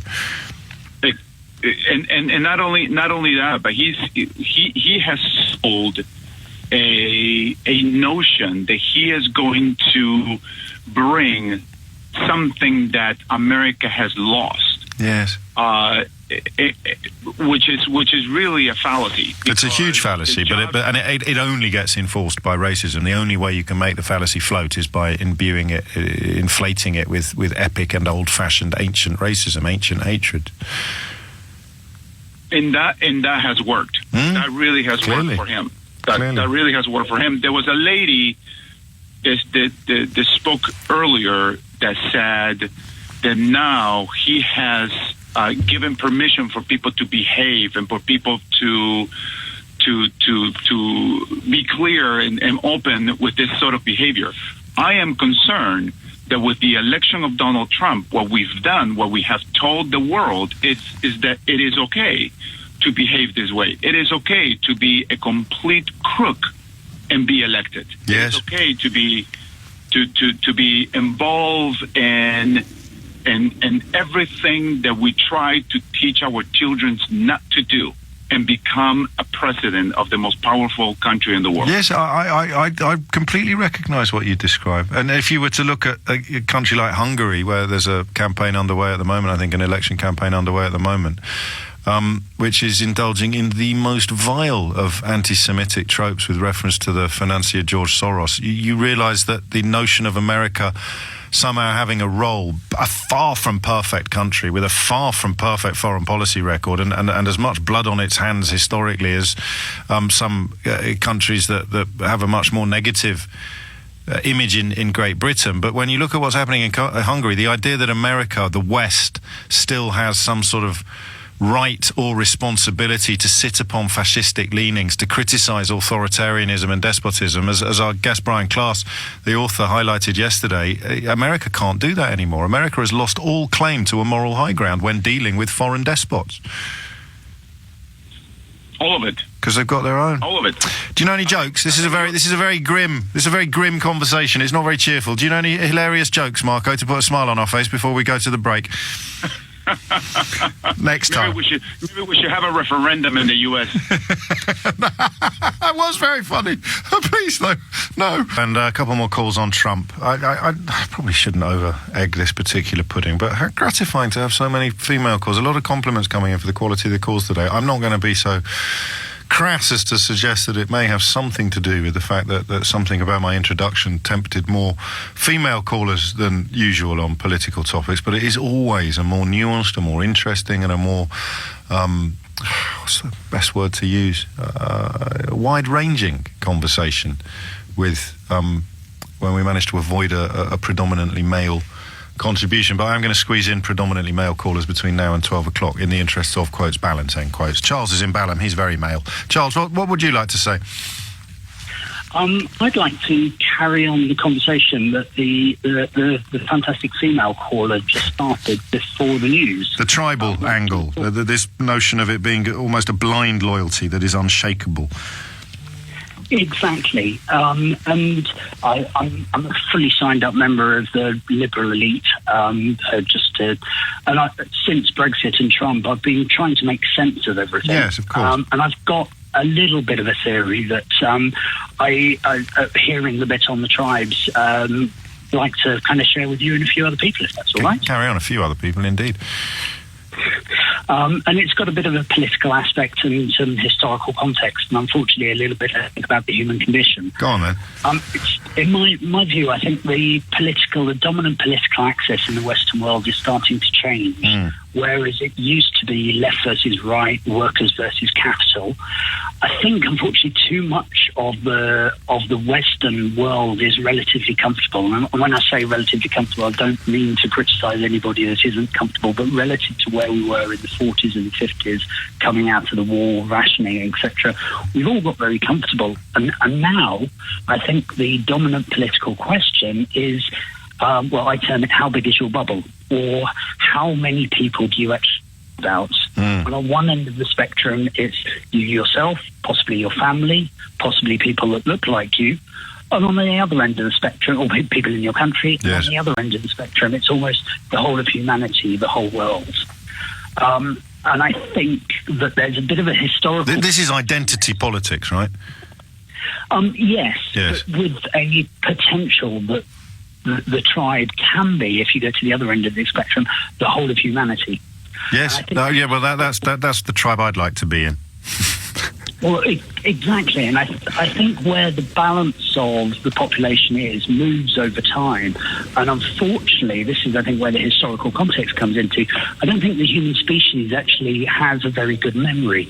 I think it's about a generation and a half, and then we can't really remember what the Second World War was like and actually the impact that had on humanity. So we take a lot of that stuff for granted. And I think what's happening now is that actually the people on the politicians on the small bubble end of the spectrum have not only got their act together and got their message together, but it's resonating with many more people. And I think that just balance of where that midpoint is too far towards the small bubble end of the spectrum. I'm not going to disagree with any of that. I'll add to it, if I may, in the because I think it's slightly misleading to speak about how comfortable we are with reference to the 40s and the 50s, because I think people feel less comfortable perhaps than they did in the 80s and the 90s or the noughties. So we know that our children are less likely to be homeowners than we are, for example. We know that job security is pretty much a thing of the past for all generations, not just for the younger generation, who seem to be processing the new reality a lot more quickly and a lot more effectively than their parents and grandparents are. So I don't think that pendulum or that tipping of the scales could have happened unless people who are comfortable felt that they weren't. They felt that things were actually getting worse. I feel, and that if I'd been doing this job at this level 20 years ago, I'd have a big house by the river in Bray and I'd come to work on a boat. Do you see what I mean? It seems to me that the concentration of money at the very, very top is tinier than it's ever been since the 19th century. And that explains it. And that's a more charitable explanation of people who've got central heating, who've got hot water, who never go hungry, who have a roof over their head, who have a car in the drive, who have a foreign holiday every year, and yet still feel, I should be doing better than this. Do you think, or not? Yeah, you don't have to agree with me, Charles. Yeah, no, and I would very much like to disagree, but unfortunately on that one, I do agree, and I do think that is an important factor as well. It plays back into the first theory because there are too many people at that end of the spectrum, yes, that at the small bubble end of the spectrum, that are just caring about themselves. And if I say to them that the reason why things aren't going as well for you as they as they should be going is not the massive concentration of wealth from people who are on the surface quite like you, just considerably richer, it's those people over there who are nothing like you and considerably poorer, but they're the ones who are nicking your biscuits. Exactly, and we don't have the memory of what a really serious conflict or human disaster is to make everybody go, oh, hang on, actually we just all need to be a little bit less selfish and think about the whole world. How old are you? Do you mind me asking? Oh, no, 45. We are exactly the same age, although I'm 46 next week. Would it be fair to say that when you, until relatively recently, when you read about the Holocaust or when you read about genocides, there was, without realising it until later, there was a sense, perhaps you're more rounded, more educated than I am, but I always, even reading about Sarajevo, even reading about the war in Yugoslavia, I always felt I was reading about people who belonged to a different species from mine. I find it very difficult to really relate to it. Yeah, I'm finding it a lot easier now. I think I know how Holocausts happen now. And if you'd asked me 5 years ago, I'd have said, no, we've evolved intellectually and emotionally since 1930s generally, which would be a stupid thing to say and demonstrably untrue. But I get it now because of what you've described, these tidal waves of disregarded history washing over us. Yeah, I went to Yad Vashem. Yes, the Holocaust Museum. The Holocaust Museum, and I was very moved by the visit there, but it still didn't. I couldn't relate to it in the same way that I did when I went to friends' funerals and things like that, and that kind of scared me in a way. Yes, I wonder if you'd relate differently now that we recognise that in our era similar political movements can gain traction, and people who we would have thought would learn the same lessons from these events that we have hopefully learnt, patently and palpably haven't. It does make me very worried about the world in the immediate future. And I think one of the other things, I've kind of recently had children. You might have heard one of them in the background just a second ago. That puts a slightly new complexion on everything. What a great... Thank you, Charles. You've restored the faith of manhood on this programme. Thank you. No, thank you. I'd add to that, because if you're kind enough to listen to this programme on a regular basis, that visiting the Anne Frank Museum, I haven't been to the Holocaust Museum, but visiting the Anne Frank Museum in Amsterdam was really unexpectedly, because no shame in admitting, it was more of a step on the tourist trail than it was of a deliberate attempt to broaden horizons or educate the kids. But taking my children, Charles mentions how children can change everything, taking my daughters as well to the Anne Frank Museum in Amsterdam was a moment of profound political change for me. It made me look at the world very, very differently, look at my fellow man very, very differently, and probably, to refer to more recent events considerably closer to home, the reaction of some of my countrymen and women to the victims of the Grenfell Tower fire has changed me forever. Just always presume that if you dig deep enough, you'll find goodness. And I hope that I believe that again one day. But speaking of Donald Trump and some of the elements of the Brexit campaigners, because it's the same people who would also be vile about the survivors of the Grenfell Tower fire, I don't know if you do find goodness, however deep you dig. I don't know about you. Good afternoon, by the way. I don't know about you, but I am dying to read Fire and Fury, the book Inside the Trump White House, the book by Michael Wolff. He's based it on about 200 interviews. He basically had a corner of the White House for a year, was able to wander pretty freely by all accounts and speak to as many of the White House staff as he liked in that first year. Now, again, according to Simon Marks, who we spoke to yesterday, LBC's Washington correspondent, it seems that Steve Bannon was the way in, effectively the one who opened the door to this arrangement whereby Michael Wolff would be able to see the White House, the Trump White House in action.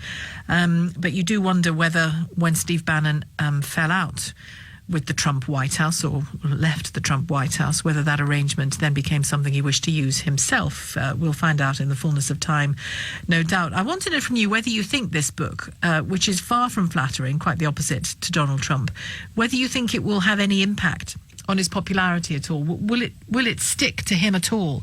He's reacted quite furiously, and he's reacted legally as well. Will it make any difference at what this book by Michael Wolff actually says, saying that he's a child, saying that he almost made Melania cry on Inauguration Day, that there's a sense that everyone around him regards him as something of a joke, or either something of a joke or someone to be feared, that his own daughter Ivanka Trump describes in great hilarious detail how his hair is arranged on his head, and all kinds of strange insights, political and personal, that could do damage to a politician. But will it do damage to this one? 0345 6060 973, the number to call. You can text 84850 or tweet at LBC. Here to talk about this with me for a few minutes is Beth Gardner, US political analyst, and Rosa Prince, who herself has written books on Theresa May and Jeremy Corbyn. Let's talk to both of them. Hello, good afternoon to you, Rosa and Beth. Hi. Hello. Hello. Rosa, when you see the arrangement that Michael Wolff had with the White House, what's your instinct as an author as to what restrictions would have been placed on that? Because he doesn't seem to have had any. Oh, I'm so jealous. I would very much have liked to have spent a month or two hanging around number 10 or the Labour leader's office. It just seems that the situation was so chaotic in the Trump White House that anyone could pretty much wander in and out, and all he had to do was perch himself there and wait for people to come and talk to him. How ideal. And yours were unauthorised, weren't they, your biographies or your books about the May and Corbyn? Yeah, they were both unauthorised. I do find, actually, that people tend to be willing to speak. Some don't, obviously, but if you're polite, and luckily I had been a political journalist for a long time, so people tended to know me and tended to know I was a fairly straight operator, you'll be surprised at the number of people who do want to talk, both to have their say, I suppose, but also I think there's something about a book that there's a permanence to it that perhaps isn't there in daily news journalism, where they can really sort of have their say, set the record straight, perhaps sort of write that first draft of history. So I found it, when I went into political biography, I was a bit nervous about whether people would talk to me, but it hasn't been a problem for me. I have found that people do want to talk. And Beth Gardner, I mean, it's inconceivable that Trump didn't know that Michael Wolff was there doing this, had the run of the place journalistically. It's inconceivable to me anyway. I mean, your thoughts on that in a sec. But isn't there something of a vanity about this in every presidency, where with Obama's you had Pete D'Souza, the photographer, photographing every moment of the presidency and bringing out a book about it in recent months, and this is almost the sort of the written word version of that. Yeah, I mean, certainly it's true that there's a long history of presidents and other public figures giving access to, as you say, whether it's a photographer or an author, and sort of wanting to help, as Rosa said, to get that first draft of history down. However, I'm really not exactly sure that that's what happened here. This seems to have been almost an unplanned or sort of accidental granting of access. I saw that Michael Wolff said that he used Trump's sort of non-disapproval as a way into the senior staff, who then started, entering him into the visitor logs and allowing him in. Michael Wolff had is a long-standing sort of journalist in the New York circuit, and he had a pre-existing relationship with Trump. And certainly, I think, as you suggest, he was very effective in appealing to Trump's vanity, and Trump probably gave him the nod to the extent that he did, in the belief that it was going to be, a witness to some sort of glorious history. Obviously, that's not how it turned out, and it's probably why Trump is so infuriated now. But I think any kind of competent, functioning White House, and certainly a functioning, public relations, communications staff would have seen this coming and would have imposed much stricter, restraints on any journalist just wandering around like this inside the White House. And Rosa, when you were doing your books on both Theresa May and Jeremy Corbyn, was there ever a point where you were given information that you thought, I won't share this, I shouldn't share this? Or was the opposite true, that you were actually really waiting for that moment for your book? There were certainly things that people mentioned to me, not so much with Theresa May, but with Jeremy Corbyn, that I wanted to make sure I had double-sourced, at least double-sourced, double or triple if possible. For example, some of his relations with Irish republicanism I knew could be controversial. I didn't just want to go on the word of one person. Again, there was, I wrote in the book about his relationship as a young man with Diane Abbott, and I was very pleased when I was able to get that. I think it was confirmed by 3 different sources in the end, and that was important to me, because you don't just want to have something that can be dismissed as gossip just for your own pride in your work, but also because you very much don't want to what happens with Trump now, which is that he's trying to say it's all lies, it's all made up, and I didn't want that to be something that people could throw at me. I wanted to make sure that I had everything very clear and very well researched. And it's interesting because Theresa May, Donald Trump, you couldn't think of 2 more different people. I mean, Donald Trump wants a version of himself to be known, that's for sure, and he pumps it out and pumps it out and pumps it out. Theresa May is quite the opposite, isn't she? She's very protective of her identity, her personal identity. Yes, and that did make it a challenge, because she's done so few on the record personal interviews of any substance. So what I found with her is that she tended to trot out 1 or 2 stories over and over again, so that she could give the appearance of talking about her personality, but really giving very little away. So she'd talk about how she likes cooking, very anodyne things. When I delved a little deeper, I mean, I actually found, I'm afraid, that she, as you say, she's the opposite of Trump.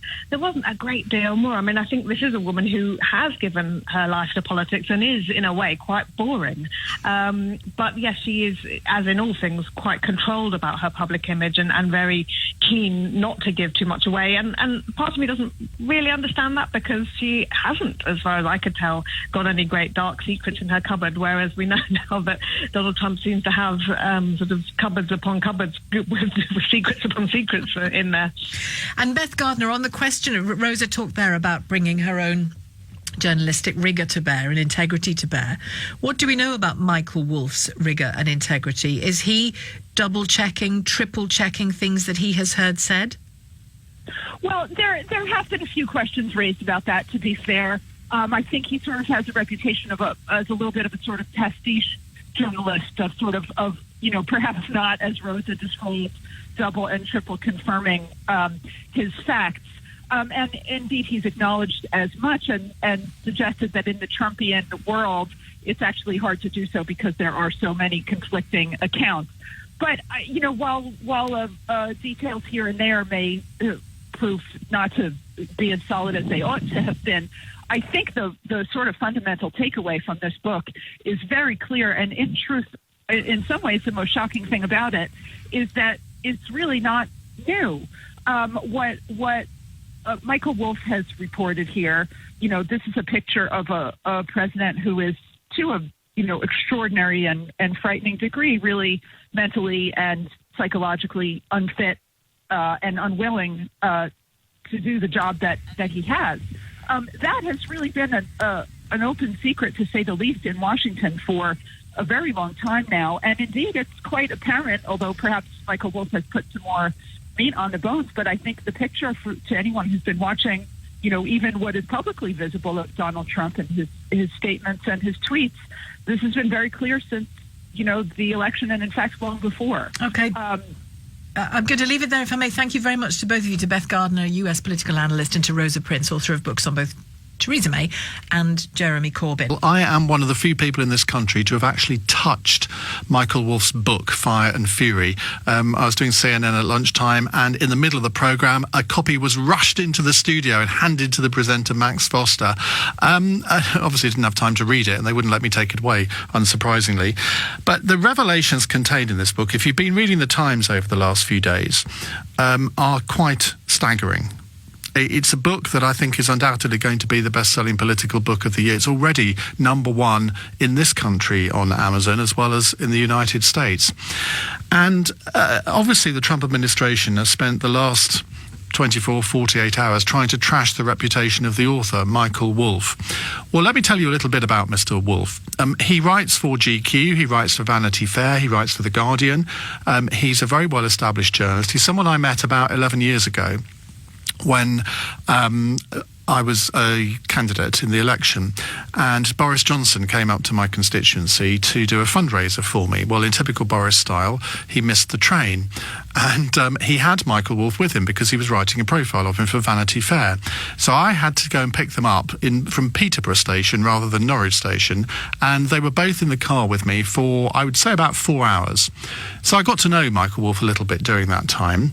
In the subsequent days, he rang me 4 times to check facts, to check that he'd understood something right, to check that he was being fair in what he was saying. Now, this is not the act of a journalist who is slapdash, who is sloppy, and yet the White House are trying to pretend that there is nothing in this book that is true, that it's all made up, and that no one should really trust it. Well, I have to say, I do trust Michael Wolff as a journalist. He did a very good biography of Rupert Murdoch a few years ago. Mr. Murdoch didn't like it at all. He's not somebody who is afraid to rattle a few cages. Now, we could talk about all sorts of things in the next hour about Donald Trump, and if there is particular allegations in this book or anecdotes you want to talk about, feel free. But I want to talk about one in particular, and it's something that I referred to on Tuesday on the programme, when I said, and if you were listening, you may remember this, we were talking about Donald Trump's tweet about the sort of who's got the biggest nuclear red button. And I said, I have come to the conclusion that Mr. Trump is psychologically unbalanced, which is quite something to say, actually, live on the radio about the President of the United States. But I firmly believe that. And there are so many things in this book that I think add weight to that view. If you let me read you a very, very short extract. He said, everybody was painfully aware of the increasing pace of Trump's repetitions. It used to be inside of 30 minutes. He'd repeat word for word and expression for expression the same 3 stories. Now it was within 10 minutes. Indeed, many of his tweets were the product of his repetitions. He just couldn't stop saying something. Now, that's not the only anecdote in this book that leads you to think about the mental stability of the president. I want to ask you this. Is it right or even appropriate to question Donald Trump's mental health in this way? Because I would not normally do that about anybody. But I have to say, when you hold the office of President of the United States, I think it is incumbent on you to be totally mentally stable. And I think you just have to look at his Twitter feed to understand that this is somebody that you have to have your doubts about that, don't you? Or not? 0345 6060 973. Simon Marks joins us from Washington, our US correspondent. I've been looking at pictures of Michael Wolff doing the breakfast TV shows. This book is just astonishing, isn't it? The impact that it's having. Let me just be clear. You only touched it. I did touch it, yeah. They wouldn't let you me, didn't. You didn't create a diversion and escape with it down your trousers or something. I tried. Oh, okay, never mind. All right. Well, yes, Michael Wolff has indeed been ubiquitous on television here, as you would expect, because the publisher of his book, Henry Holt, moved the production date up, and the book went on sale here in Washington and across the United States at 9 o'clock this morning. In fact, here in Washington, some bookshops opened at midnight last night and sold out before 1 o'clock in the morning. And this book is a sellout. It is the #1 rated book on Amazon.com. As I noted on Twitter, Iain and I went back and forth about this a bit earlier. If you order it right now from Amazon, they tell you that they can't guarantee delivery for between 2 and 4 weeks because they're waiting for additional copies of the book to arrive. And Michael Wolff, the author, has been ubiquitous. Here's what he told NBC about what turned out to be President Trump's legal letter asking the publisher to cease and desist from publishing the book, but it was never followed up by any kind of legal action. This is extraordinary that a president of the United States would try to stop the publication of a book. This doesn't happen, has not happened from other presidents, would not even happen from a CEO of a mid-sized company. And Michael Wolff is pushing back on President Trump's suggestion that he never met with Mr. Wolff, never spoke to him during all those weeks and months when Michael Wolff was a fixture in the West Wing of the White House. He says he did speak to Donald Trump, and it's simply not true. I absolutely spoke to the president. Whether he realized it was an interview or not, I don't know, but it certainly was not off the record. And of the other people that he spoke to that have been trashed by the White House, including the man that President Trump now refers to on Twitter as Sloppy Steve Bannon, the former chief strategist of President Trump inside the White House, and numerous other West Wing insiders, high-level sources that are quoted, some of them not by name in this book.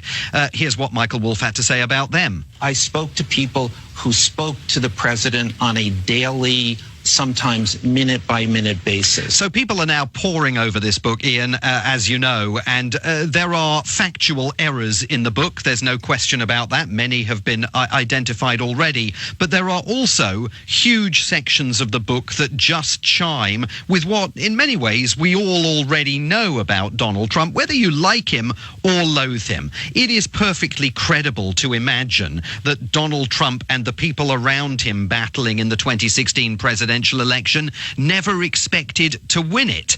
And indeed, the chaos and tumult at the White House after they won it and moved in to the Oval Office would suggest that they simply hadn't been prepared for victory in any kind of meaningful way. It is also absolutely credible to believe that large numbers of White House insiders don't believe that Donald Trump has the capacity to do the job. After all, his own Secretary of State, Rex Tillerson, has never publicly denied calling Donald Trump a bleeping moron, and there are other top White House officials who, in the book, are quoted as saying similar things about the President of the United States.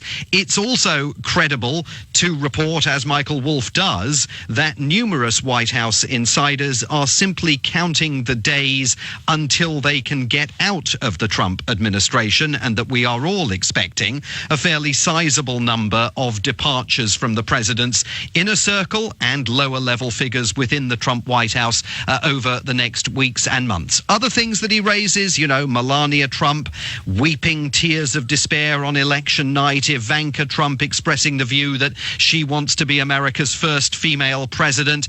You know, whether those claims withstand scrutiny over the long term, I think we'll have to wait and see. There may not be as much credibility in some of those claims as Michael Wolff suggests. But look, at the end of the day... To be fair to him, I've heard him say today he's been accused of inaccuracies before. He's never had to apologise for anything he's got wrong.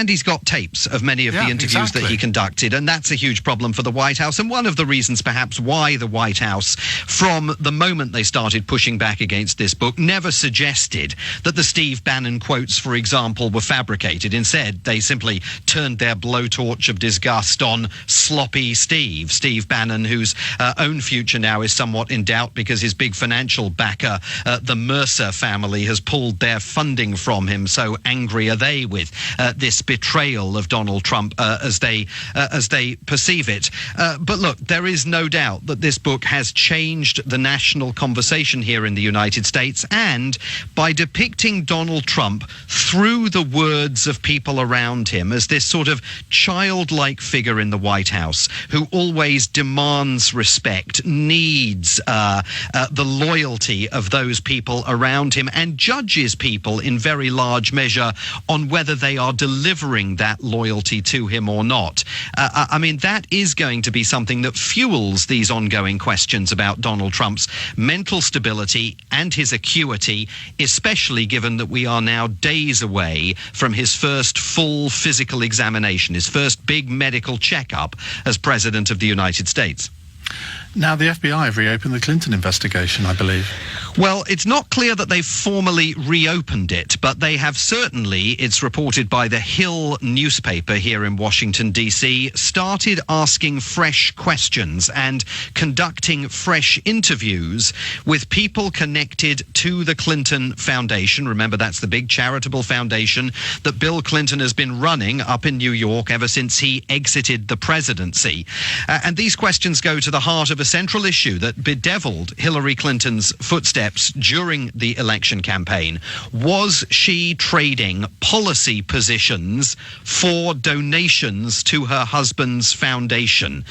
This was part and parcel of President Trump's attack on Hillary Clinton. He, of course, has said that there should be criminal action taken against her for her use of a private email account when she was Secretary of State. But he's also been encouraging the Department of Justice to open a broader investigation into what he insists were misdoings at the Clinton Foundation. And certainly now there are reports here that FBI agents have been hitting the streets asking questions again about how the Clinton Foundation obtained its donations and about communications that may have occurred between donors and Hillary Clinton and her campaign team. Was there a quid pro quo? I'll give your husband loads of money if you change your policy position on subject matter X. And that's interesting. I mean, it's interesting that they're asking questions again. There will be those here who say the President of the United States has put undue pressure on the Justice Department to wade into the affairs of the Clintons,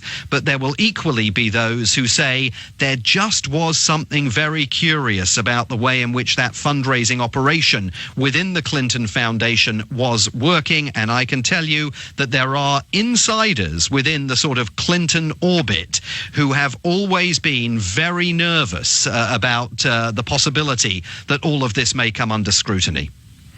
Simon, thank you very much. That's Simon Marks, LBC's US correspondent. Someone on Twitter says, Iain, you've really only now come to the conclusion that he's unfit to be president. No, I came to that conclusion way before he was even elected. We will come to your calls in a moment. Is it right to question the mental health of the President of the United States? It's 17 minutes past 6, talking about the book that, well, basically everybody is talking about. It's called Fire and Fury. It's by Michael Wolff, the GQ and Vanity Fair journalist. And it's making... The Daily Mail, in their inimitable fashion, have done the top 20 most jaw-dropping claims in this book. Let me just read you out a random 3. Trump orders McDonald's so he's not poisoned. He told staff not to touch his toothbrush and strips his own bed sheets. He regularly sits in bed eating a cheeseburger at 6:30 p.m. while calling his friends and watching 3 TVs. Doesn't everyone? Rupert Murdoch called Trump something idiot after a phone call, and billionaire backer Tom Barrack said he's not only crazy, he's stupid.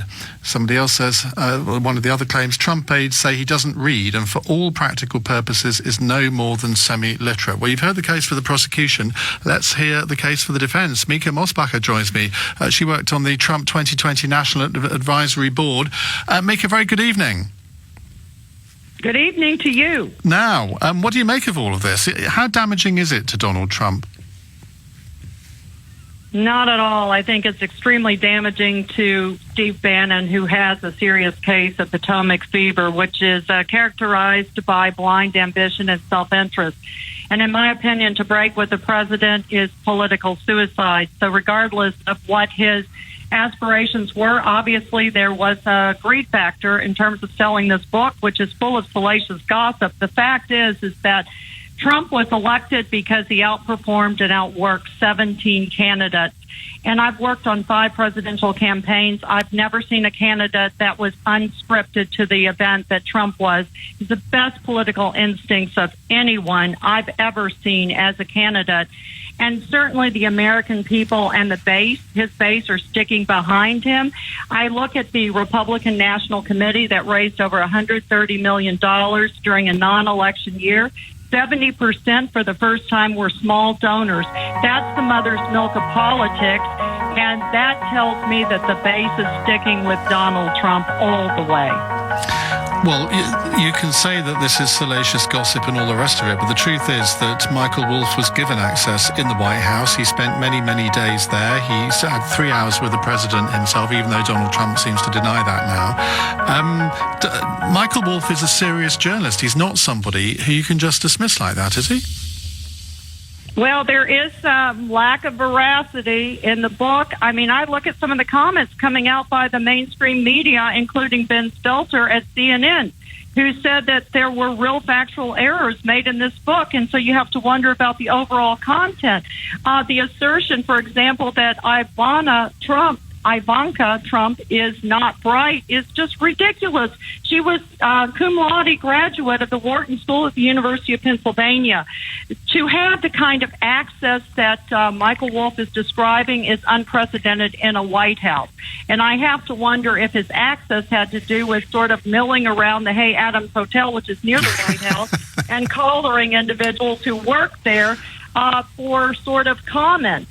I question his integrity. I agree with Rebecca Mercer in terms of Breitbart. They're in a very tricky situation. Rebecca has really called for Steve Bannon to resign, and Sarah Huckabee Sanders has backed that up. So now you have a situation where Breitbart, I don't think, wants to get labeled fake news. And I certainly think that the original founder, who was a pit bull in conservative politics, Andrew Breitbart, would approve of the fact that they have a individual such as Steve Bannon at the top of the Breitbart machine going rogue. Well, if we look at the facts, though, Donald Trump has lost virtually his entire senior management team in the White House within a year. What does that say about his presidency? Not unusual at all. It's very unusual. I know my American presidents, and I can't think of a single one who's lost as many people as he has within 12 months. Well, I've looked at a chart recently, and I noticed that there was a number of individuals that came and went during the Obama administration. As administrations mature and as things evolve, there are individuals that quite simply don't work well on the team. I think putting in Chief of Staff John Kelly was a very good move. It's keeping the trains running on time. Well, then you have to question his judgment at the beginning, don't you, for making the appointments in the first place? No, I don't question his judgment. People come and go, and some of the individuals showed that they were not completely loyal to the president. And in that case, they didn't belong there in the White House. I mean, we need to suit up and play on the same team, just like those GOP players, such as Senator Jeff Flake, has completely denounced the president and is leaving office. Those individuals who won't suit up and play on the same team don't belong on the Republican team, and they will find that their donor support dries up. Again, President Trump has done a great job, especially in light of the recent historic tax reform and tax cut bill, which will promote new jobs. Look at the stock market. It broke 25,000 recently, which is an all-time record. The consumer confidence is roaring, and I think that President Trump is doing an excellent job. Janice Min is a strategist. She's part owner of The Hollywood Reporter. She's tweeted, "So I was one of the 6 guests at the Bannon Ailes dinner party in January 2017, and every word I've seen from the book is absolutely accurate. It was an astonishing night." However, Katie Tour from NBC, she has just posted, I think, on Twitter this. Michael Wolff is likely to face some serious questions and criticism regarding his use of quotes. It does appear from reading it that he's in the room for many of the conversations he ends up quoting in the book, but from the author's note it sounds like they're recreations. So you've got sort of on the one hand, and on the other here you've got one person verifying what he's saying in the book and another journalist questioning it. It sounds like we're in a media courtroom. I think the fact that one individual is from Hollywood says it all. The entertainment industry has not been behind Donald Trump. And obviously with the Weinstein salacious sexual assault charges coming out and the entertainment industry in general under attack, it doesn't surprise me that someone from Hollywood would be anti-Trump. So you don't think that this is going to damage Donald Trump? Because I have a theory here that people like you who are devout supporters of Donald Trump, it's not going to affect your views of him. People who hate Donald Trump, it's not going to affect their views. But for the 20% of swing voters in the middle who aren't necessarily politically aligned, I do think that it will be damaging, his reputation will be damaged for them.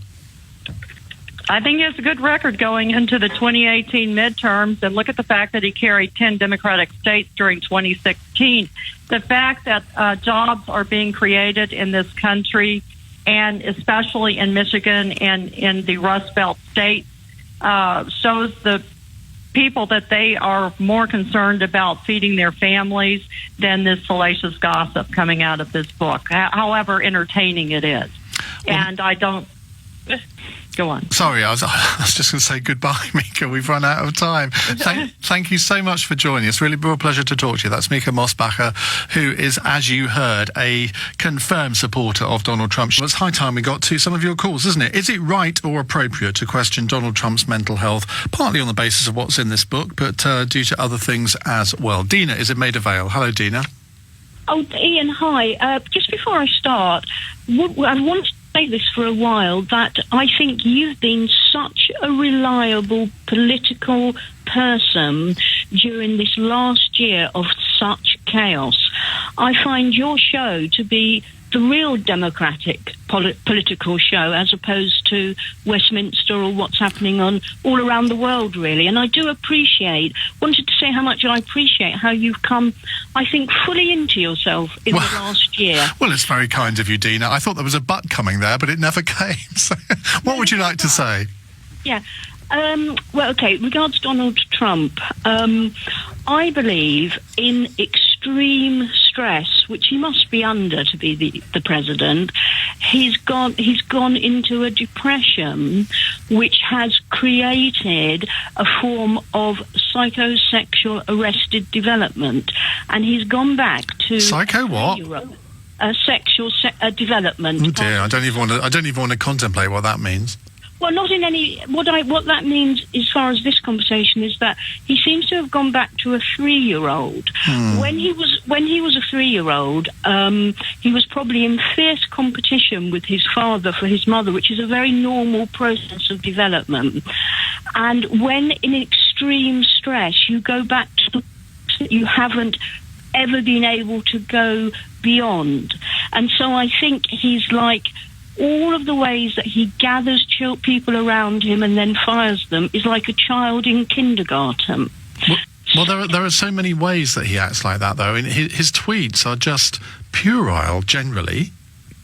Well, I think the thing is, because he's breaking down into a depression and what you call mental illness, or asking whether we think he's suffering mental illness, I think in his isolation, his tweets are his outlets. I also feel he's going through an adolescent spurt, really, of development, where he's become almost religious mania, like he thinks he can solve single-handedly the problems of the Middle East by saying, okay, waking up one day and just saying Jerusalem can be the capital of Israel, by going to Saudi Arabia and asking the people of Saudi Arabia to drive out ISIS from their temples by taking on the Pope. He seems to be unable to really deal with political gravitas at home, so travels the world in a more religious, prophetic manner, as is his basic nature of a Christian fundamental. I do think all these things are part of mental illness. He's disintegrated. Well, is it though? 'Cause, I mean, I don't know if you have a qualification that allows you to sort of almost diagnose that, but you see, you could argue it's actually just him being childish in many ways. That doesn't mean to say that someone's mentally ill just because they're being childish. No, it doesn't. But I do think that going to bed at 6:30, a very adolescent or a childlike thing to retreat into, and he's go to bed and they never want to get up, and they also go through a sense of rebellion and almost paranoia. Leave my shirt where it is, you know. He kind of shouts at, you know, and so it's there because I want it to be there. That's apparently what he would say. Yes, but I do think it's an illness and not a childish thing. I do think he's a child genius. I think he was probably much cleverer than his father, but wasn't really allowed to be the clever boy that he should have grown into a man to be, because he was always overshadowed by his father. And so he's retreated into that child genius, but really without realizing that he's actually the most important person in the world, but doesn't have the political skills or education to deal with that. So it's a mixture of child genius, temper tantrums, but I think his tweets and everything are a form of mental illness. I think he's getting more and more isolated, more and more frightened, really, and it's just not acceptable behaviour. But I do want to say I respect Donald Trump. I know that might sound well, it does, given what you've just said. It does sound a bit odd. Well, and I don't want it to be odd, but I want to draw a line by saying that I don't totally dislike the man. I think that he has a sense of trying to take on the establishment that has been a very refreshing thing for people, just like Nigel Farage has done. Whether you believe in these things or not, I don't think we can just discount Donald Trump as a complete idiot, is what I'm trying to say by that. Dina, thank you very much. 0345 6060 973. We'll take more of your calls on this in just a second. Couple of texts and tweets first, though. Is there anything positive about him in the book? Any balance, says someone? I have no idea, since I haven't read it. Steve says, The Donald is the best live novel ever. Entertaining and scary. Amused. Fine. And Sean says, Michael Wolff is just a wolf in journalist clothing. Even Tony Blair says it's fiction. Well, Tony Blair said the bit about him was fiction. More Trump bashing from the bitter left-wing media. Just listen to yourselves making a meal of this garbage. You seriously think that this programme is left-wing? OK, well, it's each to their own. We will take more of your calls in a moment. Just a little bit of breaking news here. The Secretary of State, Rex Tillerson, says he's never questioned President Trump's mental fitness, and he intends to remain in his post for the entire year. He's told that to CNN.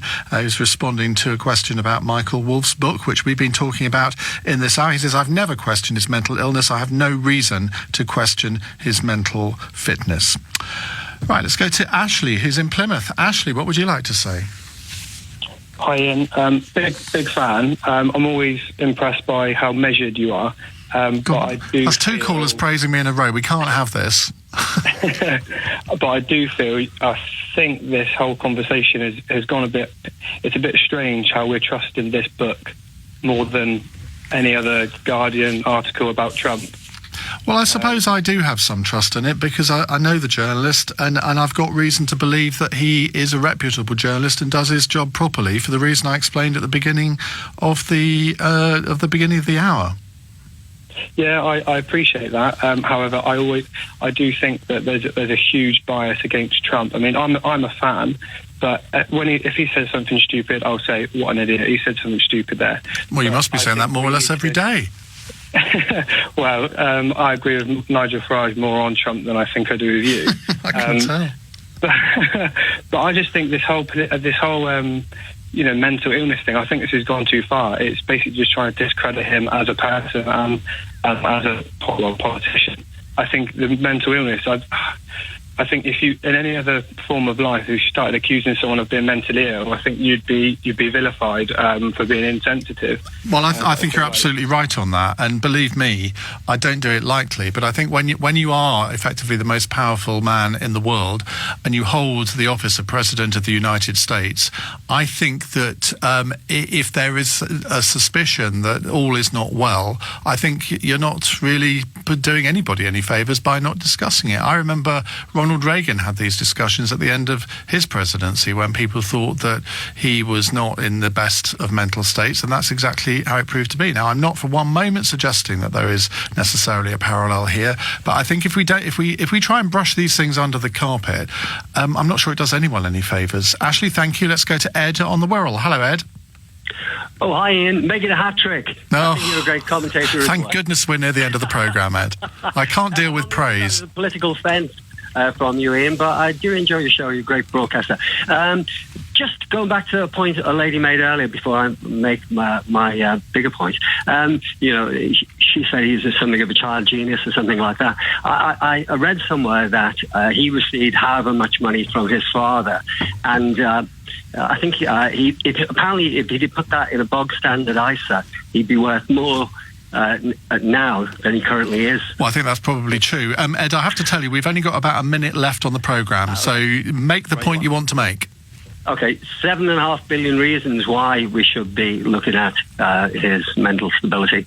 That's the population of the planet. Everything he does disproportionately affects us all. And that's a big enough reason for us to be challenging, his mental stability. And from sorry, Ian, you first. From what you've heard about this book, do you trust what's in it? Do you trust the journalist that's written it? Michael Wolff, yeah, I do. I know he writes in The Guardian, I read The Guardian, and I also heard what you had to say about him, the fact that he verified and checked everything with you countless times. I mean, that's not the work of a maverick, is it? Exactly. I wouldn't. Yeah, obviously the White House are panicking like hell now. They're the ones who are dissembling, not Michael Wolff. And that lady who you had on from, I think she's from Houston. I think I saw her on TV the other day. I mean, you'll never change the opinion. Well, she's a true believer, and there's nothing so dangerous as a true believer in the political world, as we're seeing in this country in some ways.